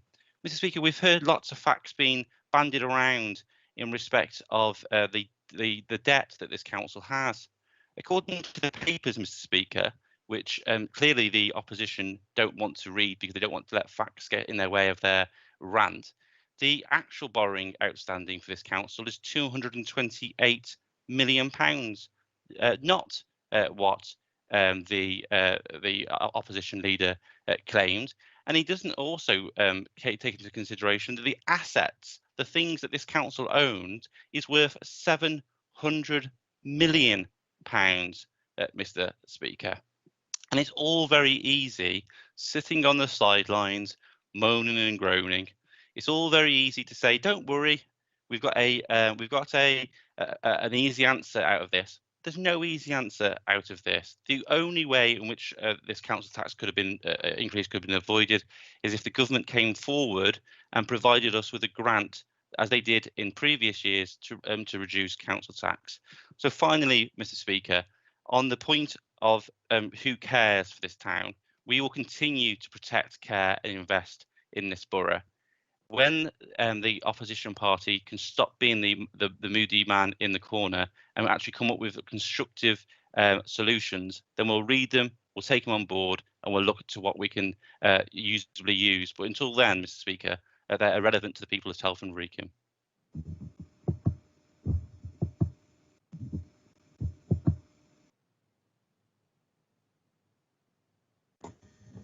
Sorry, Mr. Speaker, you're on mute again. Arnold, they're your best lines, mate. I know. It's getting really annoying. Councillor Richard Overton, do you wish to use your right to speak? Yes, please, Mr. Speaker. Thank you, Mr. Speaker. This administration is clear in its commitment to our residents to protect, care and invest to create a better borough. This budget continues to deliver on the agenda that, despite the uncertainty that is given to local authorities across the land from a one-year settlement. This is a robust budget, and despite the uncertainty and the added fact that the Conservative government tries to shift the burden of adult social care and frontline services the most vulnerable to the local council taxpayer, this administration is committed to being one of the lowest council taxes in our region.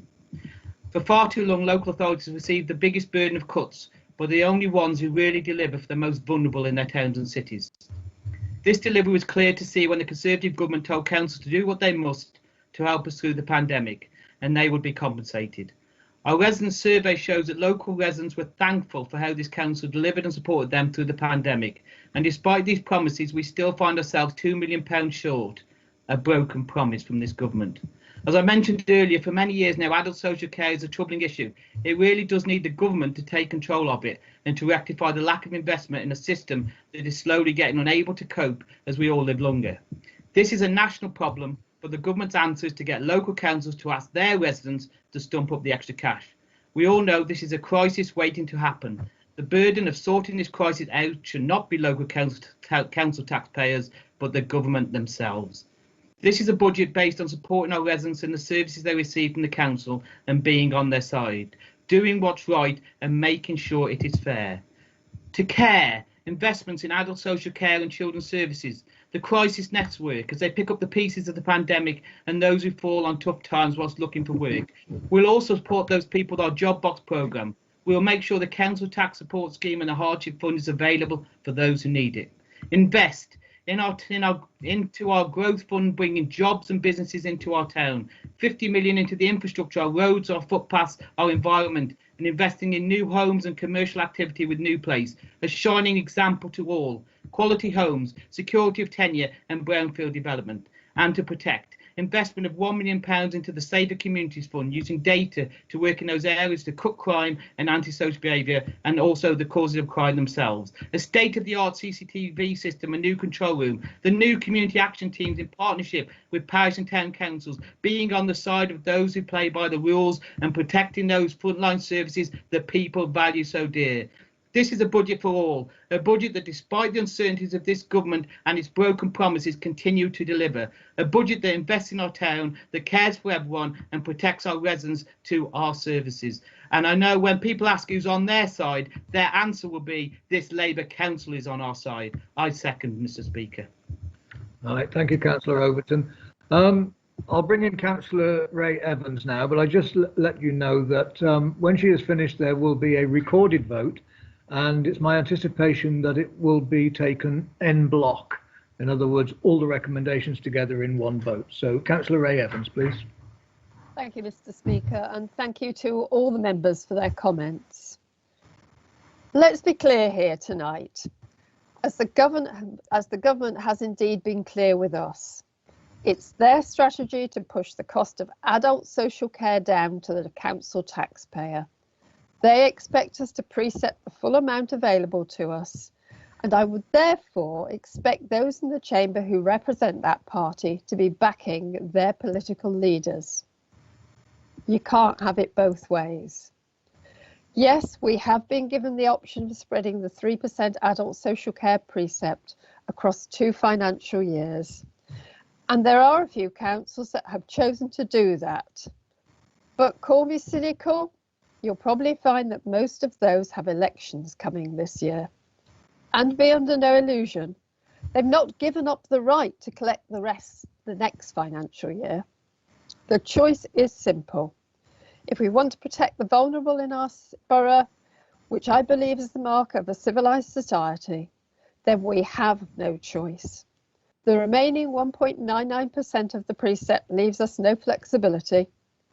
The amount it raises is broadly equivalent to the amount we spend on our winter repairs on our roads in 1 year. I note the fact that people write their speeches before the meeting, and I hope now the other side are reassured by the actions that we have outlined to support those who will be most financially challenged at this time. I've heard the suggestion, also made in good faith, I believe, by the other side, that we should look to make more cuts in our services rather than increase the council tax. But in that case, what services should we stop delivering? Close our libraries perhaps, or sell off our parks, or close some of our leisure facilities? We've already made £126 million worth of cuts, and there's no slack left.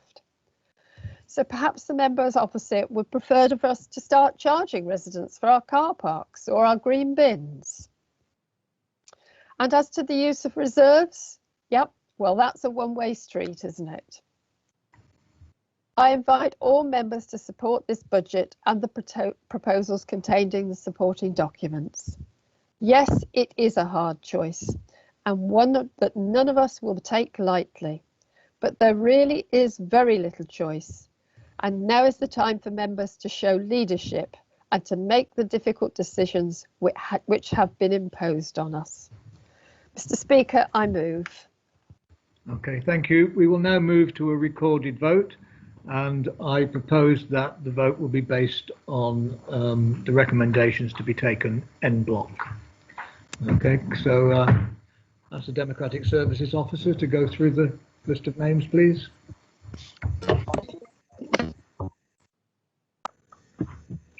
Thank you, Mr. Speaker. Councillor Bentley.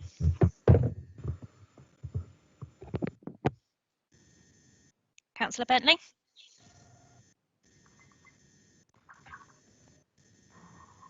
Councillor Blundell. Abstain. Councillor Boylan. For. Councillor Burford. For. Councillor Burrell. Abstain. Councillor Kalia. For. Councillor Eric Carter. Abstain. Councillor Lee Carter. For. Councillor Cassar. For. Councillor Cook. For. Councillor Davis. 4. Councillor Dugmore. Abstain. Councillor Eade. Abstain. Councillor Arnold England. 4. Councillor Nathan England. 4. Councillor Evans. 4. Councillor Ian Fletcher. Abstain. Councillor Veronica Fletcher. Abstain. Councillor Healy. 4. Councillor Holt. 4. Councillor Hoskin. Abstain. Councillor Yanker. Abstain. Councillor Jawar. 4. Councillor Jones. 4. Councillor Kiernan.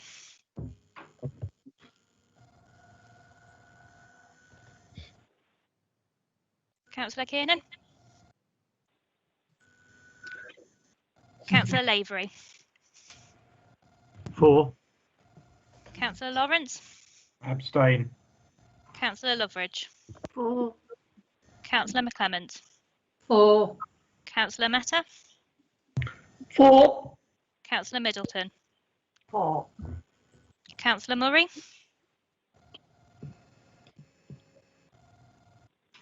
Yes, the more you're muted. He's on mute.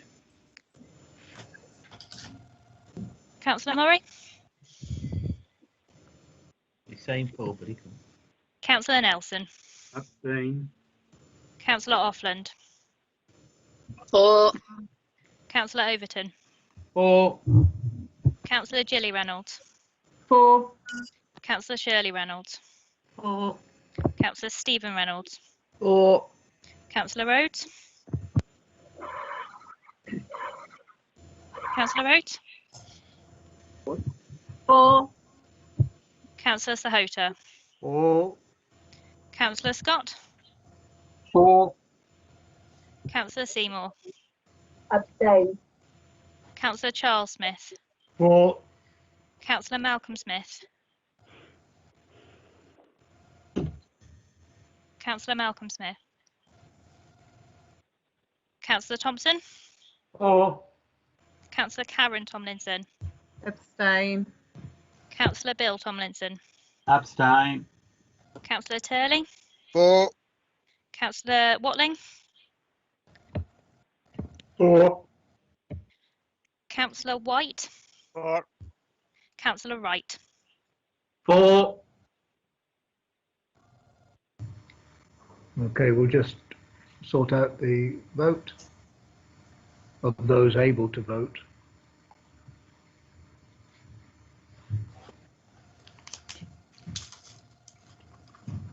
Okay.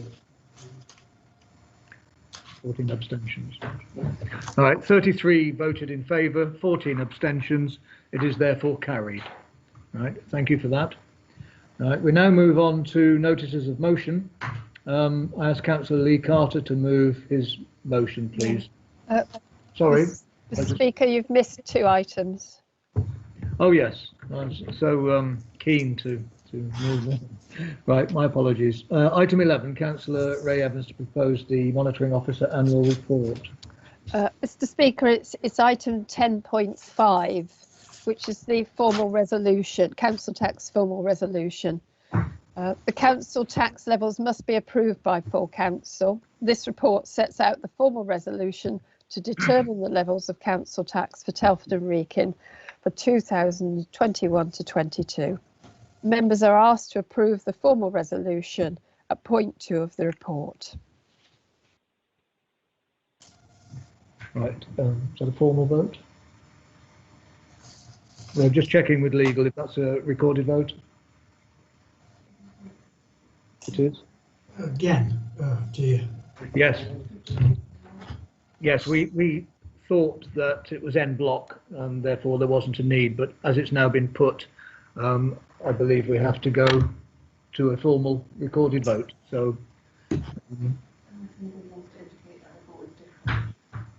yes, right, I'm advised unless anybody wishes to indicate that they would vote differently on 10A.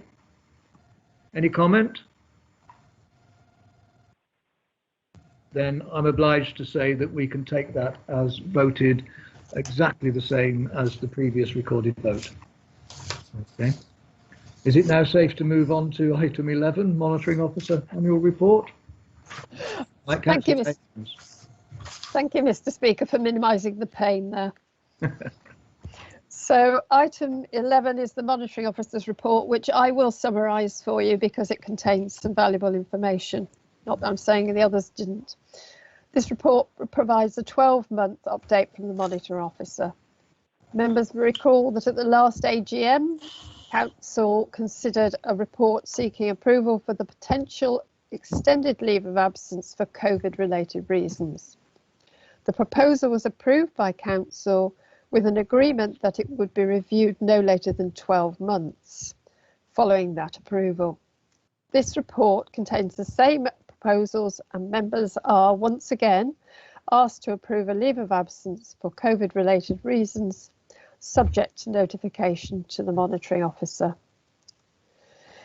In addition, the Council operates a fostering panel and an adoption panel. It is proposed that in order to bring parity with Shropshire Council's arrangements and enable us to deliver our commitments to the children and young people in our care, it is proposed that a member will be appointed to each of these panels with effect from the start of the municipal year with appropriate allowances. Demonstrating our commitment to supporting members across the Chamber in the work that they are doing, the Member Development Group has recently considered the first draft of an updated member development and support strategy, which will provide clarity around the development and practical support available to members. The details of an enhanced member support service are also included in this report. The Council's Constitution Committee has commenced a review of the Council's Constitution to ensure that it remains fit for purpose and enables the Council to transact its business effectively and efficiently. We'll also report, it also provides here a summary of the scrutiny work that has been undertaken during the last 12 months, with a fuller report due to be presented to the Council at a later date. Finally, members are aware that the Local Government Boundary Commission for England has commenced a review of the electoral arrangements. In order to ensure that the review is completed in time to enable any changes to be implemented for the next local elections, it's proposed that the terms of reference for the Boundary Review Committee are updated as set out in the report, which members are also asked to approve. Finally, can I conclude by taking this opportunity to thank all of the officers involved in the production of this report and the work undertaken under such significant and challenging times for all that they have contributed. Members are invited to agree the recommendations contained in section 2 of the report. Right, thank you for that. Is there a seconder, please? I'll second that, Mr. Speaker. Okay, do you wish to speak? No, it's fine, thank you. Right, Councillor Ian Fletcher has indicated he wishes to speak. Please. Yes, thank you, Mr. Speaker. In regard to the recommendations, recommendation 2.4 says notes and endorses the approach set out in paragraphs 4.13 to 4.16 of the report.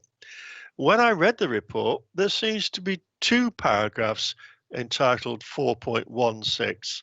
I was wondering which one are we supposed to recommend? Could it have this matter clarified before we actually vote? Thank you. Councillor Evans, are you able to clarify that? I'm afraid I'm not, because I don't have the full report in front of me. Right, hang on, I've just got the officers looking at it. Page 319 of the papers available to us. Hang on a sec. Mr. Speaker, are you happy for me to answer that? Thank you, Mr. Speaker. There are two 4.16s, but members will note that 4.17 is absent. So for the second 4.16 should be read as 4.17. So it's it's paragraphs 4.13 through to 4.16, first paragraph. Thank you, Mr. Speaker. Thank you for that clarification. Yeah, all right, thank you for that. Any other comment? No? Then I propose that we use the assent dissent. Is there any dissent on this report and the recommendations? Wish to abstain on this one, please, Speaker. Just yourself or others? The Lib Dems. The Lib Dems abstain. All right. Is there any other dissent? Then I assume assent. Chairman, Councillor Fletcher here. I wish to abstain because I can't agree with some of the things within the report. Thank you. Okay. Right. Can I ask any other members who wish to abstain to raise their hands, please? So is that Councillor Peter Scott, Councillor Adrian Lawrence, Councillor Stephen Bennett? Chair, if I could just point out, I support, I am not a Lib Dem, so if the Lib Dem wish to abstain, fine. I support it. Thank you. Where's my hand? Okay, thank you. I have hands up from Councillor Lawrence, Stephen Bentley, Doug Moore, Andrew Douglas. Not come up. I'm me. I'm Eric me. Carter, I'm me. Jeffrey Seymour, Stephen Burrell, Veronica Fletcher. Have I mentioned everybody who's abstaining? No. Tim Nelson, Ian Fletcher. Oh no, Chairman, you haven't mentioned me yet either. Miles Hoskin, Andrew Eade. That's very kind of you. Thank you. Councillor Kiernan, abstain. I'm glad you're on the ball. Right. Anybody else? I think I mentioned everybody. Have you got that? Yes, the Democratic officer has listed those. So on the fact that all those councillors have abstained and there is no dissent from other councillors, the recommendations are carried. Thank you. Motions? Right, I now ask Councillor L D Carter to move his motion, please. Unknown participant is now exiting. Thank you, Speaker. I'll try and keep it brief. Hopefully it isn't too contentious and we can all agree and then go back to what we were doing. I'll read the motion with. This council welcomes the council's 4-year 50 million investment into Telford Wrekin's highways and calls upon the government to reverse the planned 21% cut to its Highways Grant Funding Allocation for Telford Wrekin. So our Labour administration has always prioritised investment into our local roads, all 626 miles of them, and our footpaths, all 743 miles of them. This has been a conscious decision on our part in straitened times. We've always recognised the need to invest heavily in roads and footpaths to support our growing borough. Because of our policies, we have seen year after year of growth in population and in business, and a functioning, capable road network has been fundamental to enable that. And that functioning, capable road network is only possible with sustained, consistent capital investment. It's worth remembering that time after time our own investments have been challenged, as we've seen this evening. They've been questioned and opposed. So year after year we've allocated resources through our capital programme over and above government funding to ensure this happens. And the results of that have seen higher than average satisfaction amongst residents in our roads, external surveys that have ranked our road network amongst the best in our region, A, B, C and estate roads that need less maintenance as a result of that, and the ratio of cost of repairs versus the value of the road network asset at their lowest ever level in Telford and Wrekin. And during a decade of huge cuts to local government, we've retained highways officers and engineers and been able to respond quickly to requests from the public and to members right across this chamber. We've maximised on our investment. We've used innovative materials and new techniques to maintain a high quality network across the borough. So that's been our promise and commitment to the residents of Telford and Wrekin from the Labour administration, and we've delivered that in the face of cuts, in the face of increasing demands from the Department for Transport, which places great emphasis on sound asset management, in managing the condition of the highway network, in the face of increasing demands for maintenance, whether that be the 50-year-old network created with the development of the new town, or maintaining some of the centuries-old network in the older parts of the borough. And all we ask for in return from the government is them to match our ambition, our vision for Telford and Wrekin, for our borough, and for certainty. Only 12 months ago, we heard from the Chancellor about his war on potholes. We've heard much from the Prime Minister about the levelling up agenda and the government's supposed dedication to infrastructure investment. We need to guarantee a sustained investment, as I said, into our network to maintain that quality. But last week, we received wind from the Department for Transport that the total grant received from government is due to be cut by a massive 21% or 1.4 million. Now, in this chamber, we've heard tonight, and I noticed Councillor Lawrence made reference to his supposed priorities for investment. Dave Long argued that we should cut our own funding for roads and pass locally. Indeed, I think they even once argued that they would in fact invest more by investing millions less. But it seems that logic has transcended to government now. And what does that really mean? It means that we will have less funding available for major road repairs, less money for preventive treatments, which ultimately prevents potholes occurring in the first place. If we liken this to maintenance on a property, it means we are patching holes in the roof rather than replacing the roof to last for the longer term. And let us not forget that whilst we talk about this in terms of fixing roads, those roads are fixed by people, men and women, many of whom, thanks to our proactive procurement, are local to Telford Wrekin. And at a time of soaring unemployment and an uncertain economic climate, we should be investing more in upgrading our infrastructure and keeping those people in employment, not cutting funding. So this motion is very simple in its premise. I hope that given at least a little part of this network that we manage passes through all of our wards and affects all of our residents in this chamber, that it should be pretty simple to support across all parties. We'll do our bit as an administration, as we've seen tonight with the budget that's passed, but we can only do our bit to level to the level required if government reverse the 21% cut put in place, and that they put in place sustained levels investment into road maintenance and back our vision as a council for Telford and Wrekin, which is to maintain amongst the best roads in the region. I move.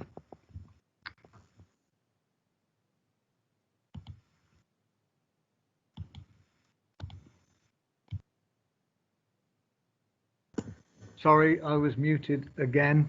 I call on Councillor David Wright, please. Mr. Speaker, can I second the motion and reserve my right to speak? Okay, thank you. I have three people listed. First one is Councillor Adrian Lawrence, please. Thank you, Speaker.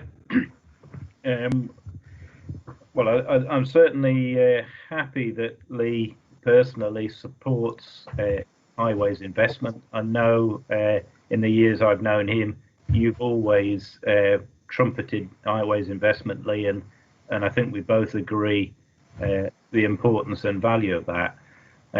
You said the council or the Labour administrations have always supported Highways investment. Well, that's not true. I know Councillor David Wright was around, earlier on when I was first a councillor, and historically Labour councils didn't invest correctly in highways. But to be fair to you guys, you are now catching up. The difficulty I have with this motion is not the concept of the investment part into the highways, it's that you're borrowing money to do it and not spreading that borrowing over the life of the asset. So if you borrowed money over a few years to match with the investment, there'd be a logic to that. But what you're actually doing is borrowing money with no plan to repay it at all. So you're taking money from the Public Works Loan Board with no intention of a repayment. At the end of the life of the loan, you'll need to take another one out, and the asset will have deteriorated, but we'll be paying interest on it forever and a day. So that's the sort of main issue. And I've got sympathy with that motion, but I'm afraid I have to abstain because the way you're funding it. Thank you. All right, thank you. Councillor Bill Tomlinson. Thank you, Speaker. I fully support this motion. Most of the public out there probably don't realise that most major highway works that we can do in this authority has to be funded by the government. There isn't spare cash in any local authorities, and we often have to borrow it to actually try and invest to save. In other words, try and upgrade those roads to prevent the potholes appearing in the first place. Councillor Lawrence is correct in that he did propose putting capital funding into highways, and just as the Labour administration are doing now, he also proposed borrowing that money to invest in that. So there's a bit of hypocrisy here, to be honest. I fully support this. This council would much prefer government grants coming in to look after the infrastructure of roads for funding it hasn't got, but where the government comes up short, again, we're trying to invest in our infrastructure. And I think if you look around our patch and compare this with the rest of Shropshire, in fact, compare this with many other places, our roads are better. They could always be better than they actually are now, but I welcome this motion. The government are doing nothing for us again. In fact, they're taking money from us again and saying, get on with it. What is that as a message to the public? The minister came on today saying that we should have more peace. And I agree with that. We should have more peace with each other and more peace. But you cannot have peace without justice. And I would fight for justice, Lord. I really would. Thank you, Mr. Speaker. Okay, thank you. Councillor Carolyn Healy, please. Thank you. I represent a ward that's on the border with another local authority, and so I regularly get feedback from my residents about the fact they know when they've crossed the border, they know the difference in the level of highway maintenance. Our highway maintenance is to a far higher standard than our neighbouring authority, and so I welcome this investment because that's the only way we're going to keep that high standard and raise it even higher. And I support the motion because it is absolutely right that we need to call upon government to reverse that cut in funding. Highways are a really important part of our local infrastructure, and 21% is a huge amount of money to come out of that budget, and will have a detrimental effect across the whole of our highway network and on the lives of our residents as they try to get about just to get to work and get to the shops and so on. And when the opposition has an issue with borrowing, well, the need to borrow is to meet the gap that's left by the cuts in government funding. So we can't have it both ways. So I fully support the motion. This is what we have to do, and I welcome the fact that our highways maintenance is to a really good standard, and I want to keep it that way. Okay, thank you for that. Now, I've noticed that Councillor Bentley's hand has gone up and then disappeared. So is there a fault? Do you wish to speak, Councillor Bentley? Yes, it's gone up again. Councillor Bentley? Yes, Mr. Speaker. Thank you. Well, unfortunately, whilst I can sympathise with what's been said, I'm unable to support this motion based on the investment on the rural network and the lack of clarification on those householders who are facing annual increases on estates where unadopted roads are prevalent. As I say, I'm unable to support it. Okay, thank you. Councillor Shirley Reynolds. Thank you, Mr. Speaker. I'm just astounded by the opposition. I'm beginning to wonder, are they not aware of their government's policies? It's a very, very small thing for me. I work, unfortunately, in Shropshire. I leave Telford, as has already been said. The second I leave Telford, the state of the road network in Shropshire is appalling. Now, one could wonder why, but I think a lot of it is to do with the investment and the policies of the people who are in control of those councils. Don't the opposition want us to have money for... They don't want us to have money for adult social care. Now they don't want us to have money for roads. Please tell me, what does the opposition think we should spend the money on, and what services would they provide to our residents if, God forbid, they were in power? Sorry, I fully support the motion. Right, I have no more people indicated to vote, so I now call upon David Wright to speak. Hello? My hand was up. No, it's just appeared now, Councillor. Well, I thought I had put it up. Whether somebody took it down or not, I don't know. But I certainly put it up. It's technical difficulties, shall we say. Councillor Seymour, would you like to speak? Yes, I would. Thank you. I oppose the motion because I think you will find that many residents would question what investment has gone into any of the rural roads. It is particularly marked by its absence, and this winter I have had numerous complaints about the state of rural roads. Furthermore, when a few potholes have actually been filled, the standard of them is absolutely appalling, and it is not expected that the filling will last more than a few days or weeks. Your claims of doing so well do not meet reality. You may be doing a fine job in urban areas, but certainly not in mine. Thank you. Okay. Thank you. I now call upon Councillor David Wright. I actually, before I do that, I have Councillor Karen Tomlinson. If anybody else wishes to speak, please indicate before I go to Councillor David Wright. Councillor Tomlinson, please. Yeah, it was just a bit slow putting the hand up, and sometimes they disappear. Yeah, I'm actually for this motion. I find the highways really helpful. Quite often they act quite rapidly towards any requests that I have. So I'm all for this motion, just because a lot of our residents just are quite happy, certainly in my ward, with what the council is doing with the roads. In actual fact, I went out today and found a few more potholes, which people have pointed out to me, and I'm sure they'll get repaired shortly. So thank you very much. Right, thank you. I take it no one else has indicated they wish to speak.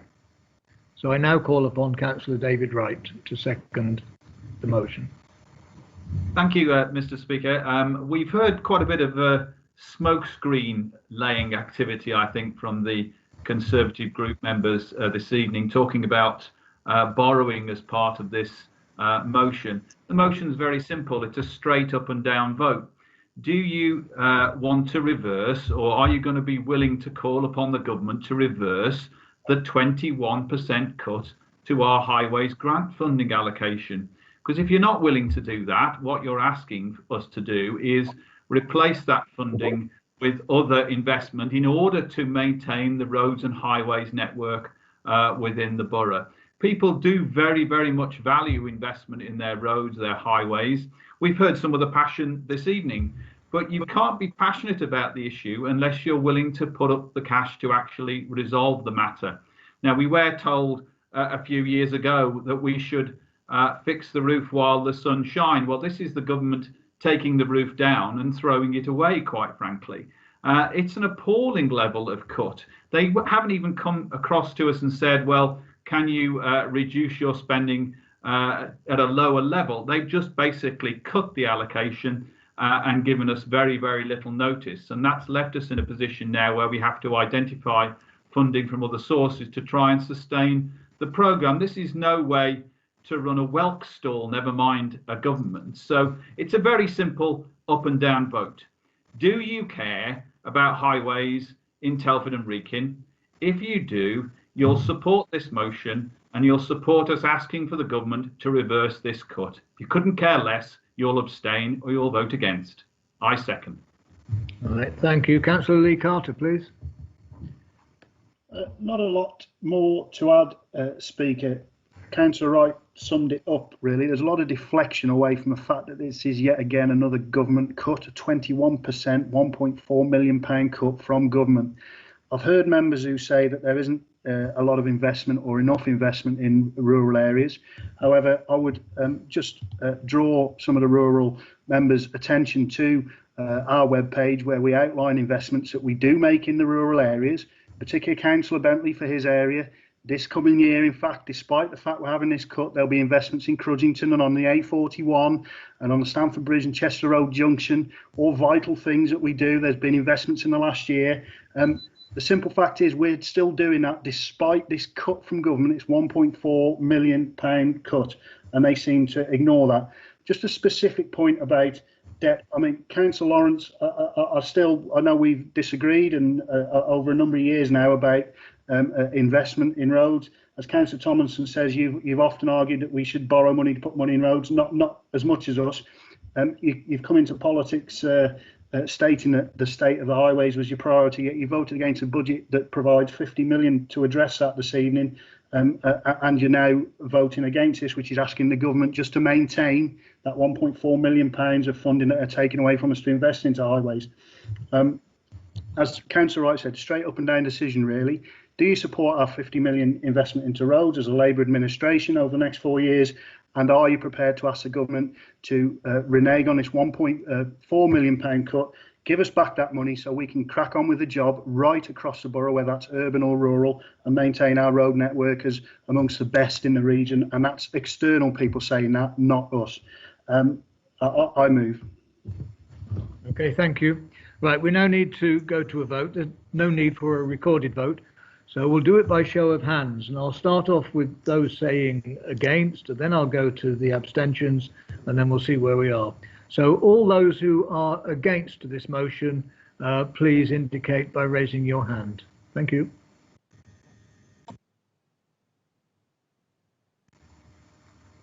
I have two. So how many have we got? 3, 4.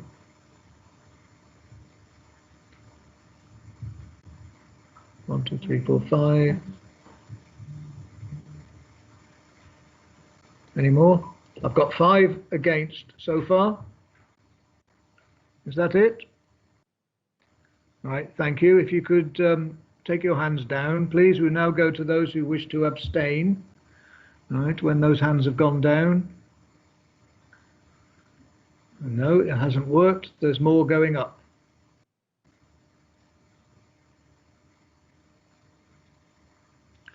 Have we got an indicate? I'm just asking the legal. Have we got an indication of those against? There's 25 abstentions, 3 against. 5 abstentions, 3 against. Thought it was more.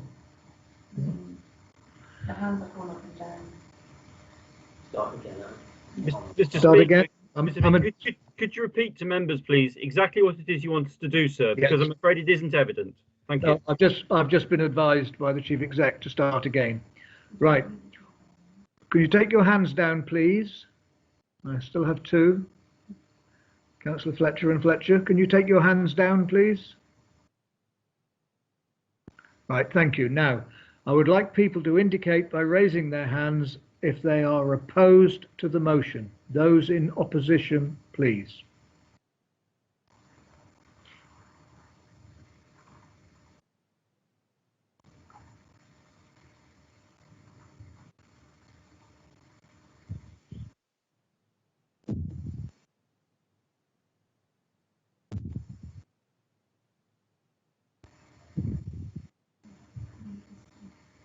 All right, any good?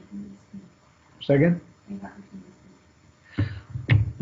Yes, I'll turn over to our legal advisor. Thank you.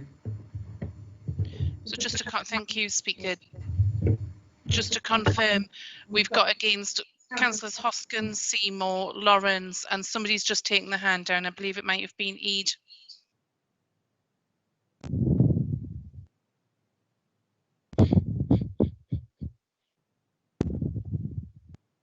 It's 4 against, Mr. Speaker.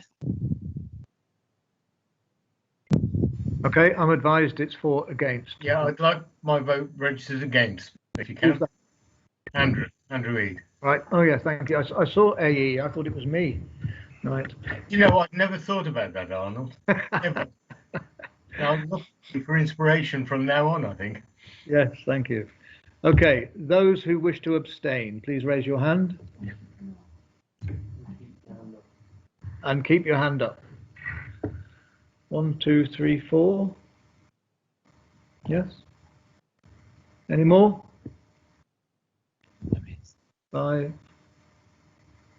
4. Okay. All right, I think that indicates the abstentions. Take your hands down, please. I'm just checking. I assume that everybody else is in favour. Yes. Mr. Speaker, that was 4 abstentions and 5 against, so the motion's carried. All right, I'm advised that the motion is carried, and I thank you all for that. Sorry about the way it went. Okay, that's the meeting finished. I thank you for attending. I close the meeting. The next full council meeting will be the 20th of May, which will be the AGM, and we have a couple of by-elections as well, so there should well be 2 new councillors, which we will welcome. All right, so thank you all. I close the meeting.